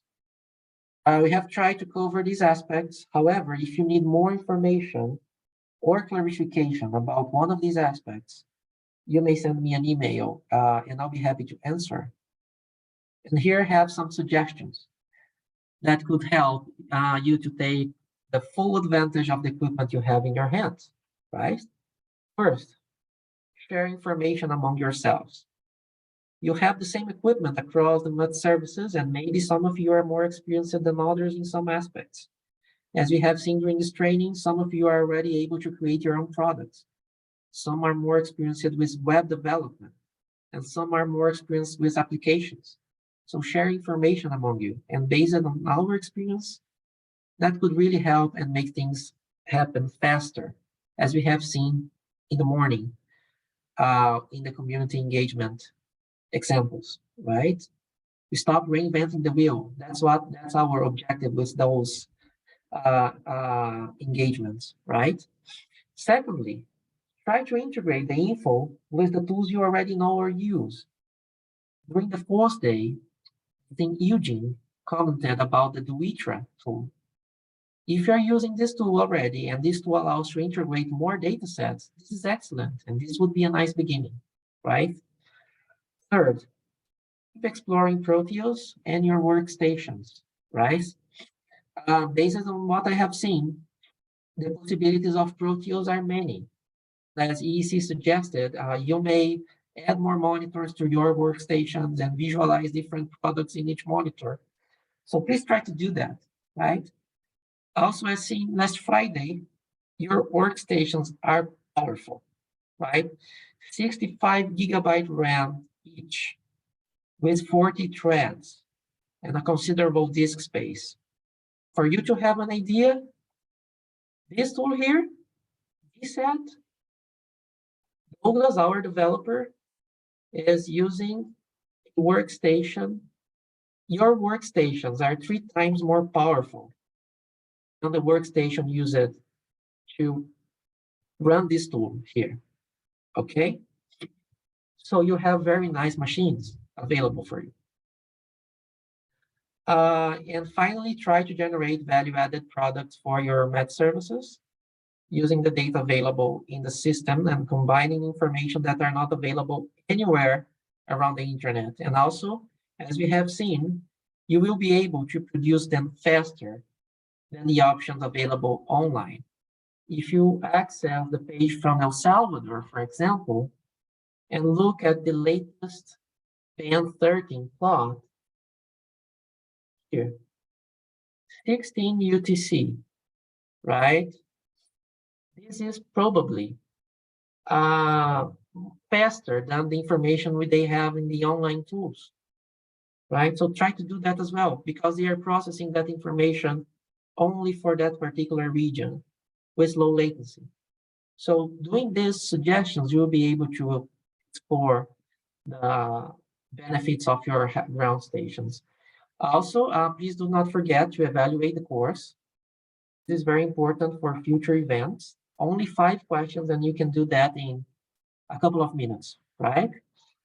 And I would like to finish by thanking your staff for their great help during the organization of this training. Cisne Pascal, Cassie and Caesar, Rebecca, Chute Lucas, and Swain Cummings from Granada. Thank you very much for your support.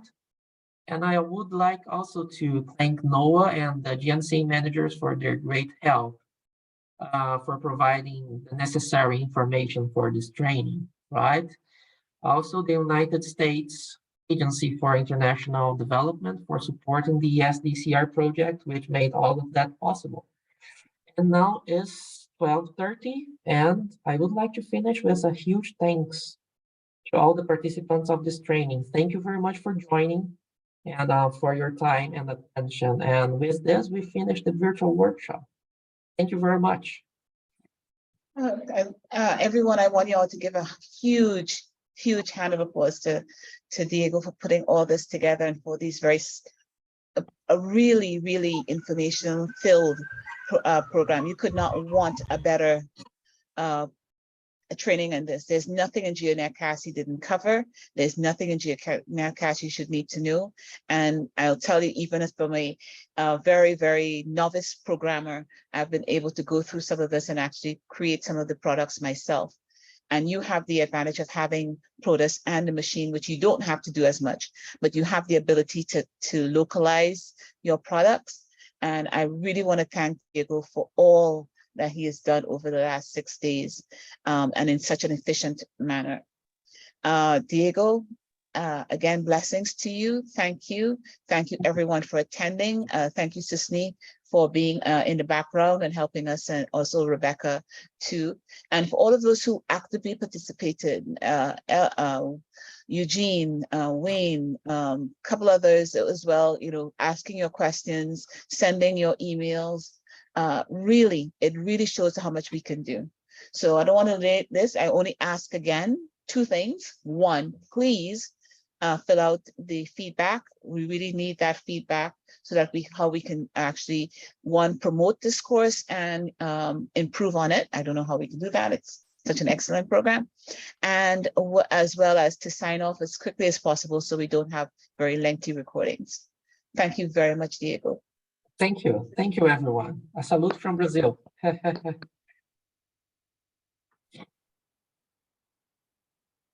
Hope to meet you soon in the other initiatives from the community, right? Thank you. And bye-bye. Bye. Oh, and join the blog, please. Join the blog. A lot of good information there. Thanks for everything, Diego. Thanks a lot. Thanks, Wayne. Yes, I'll be in touch with you.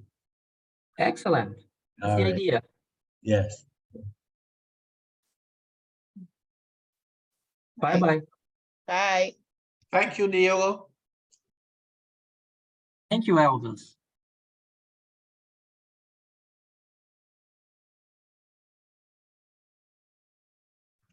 All right, bye everyone. Thank you, Diego. Very interactive course. Thank you so much. All the best from Antigua Met Office.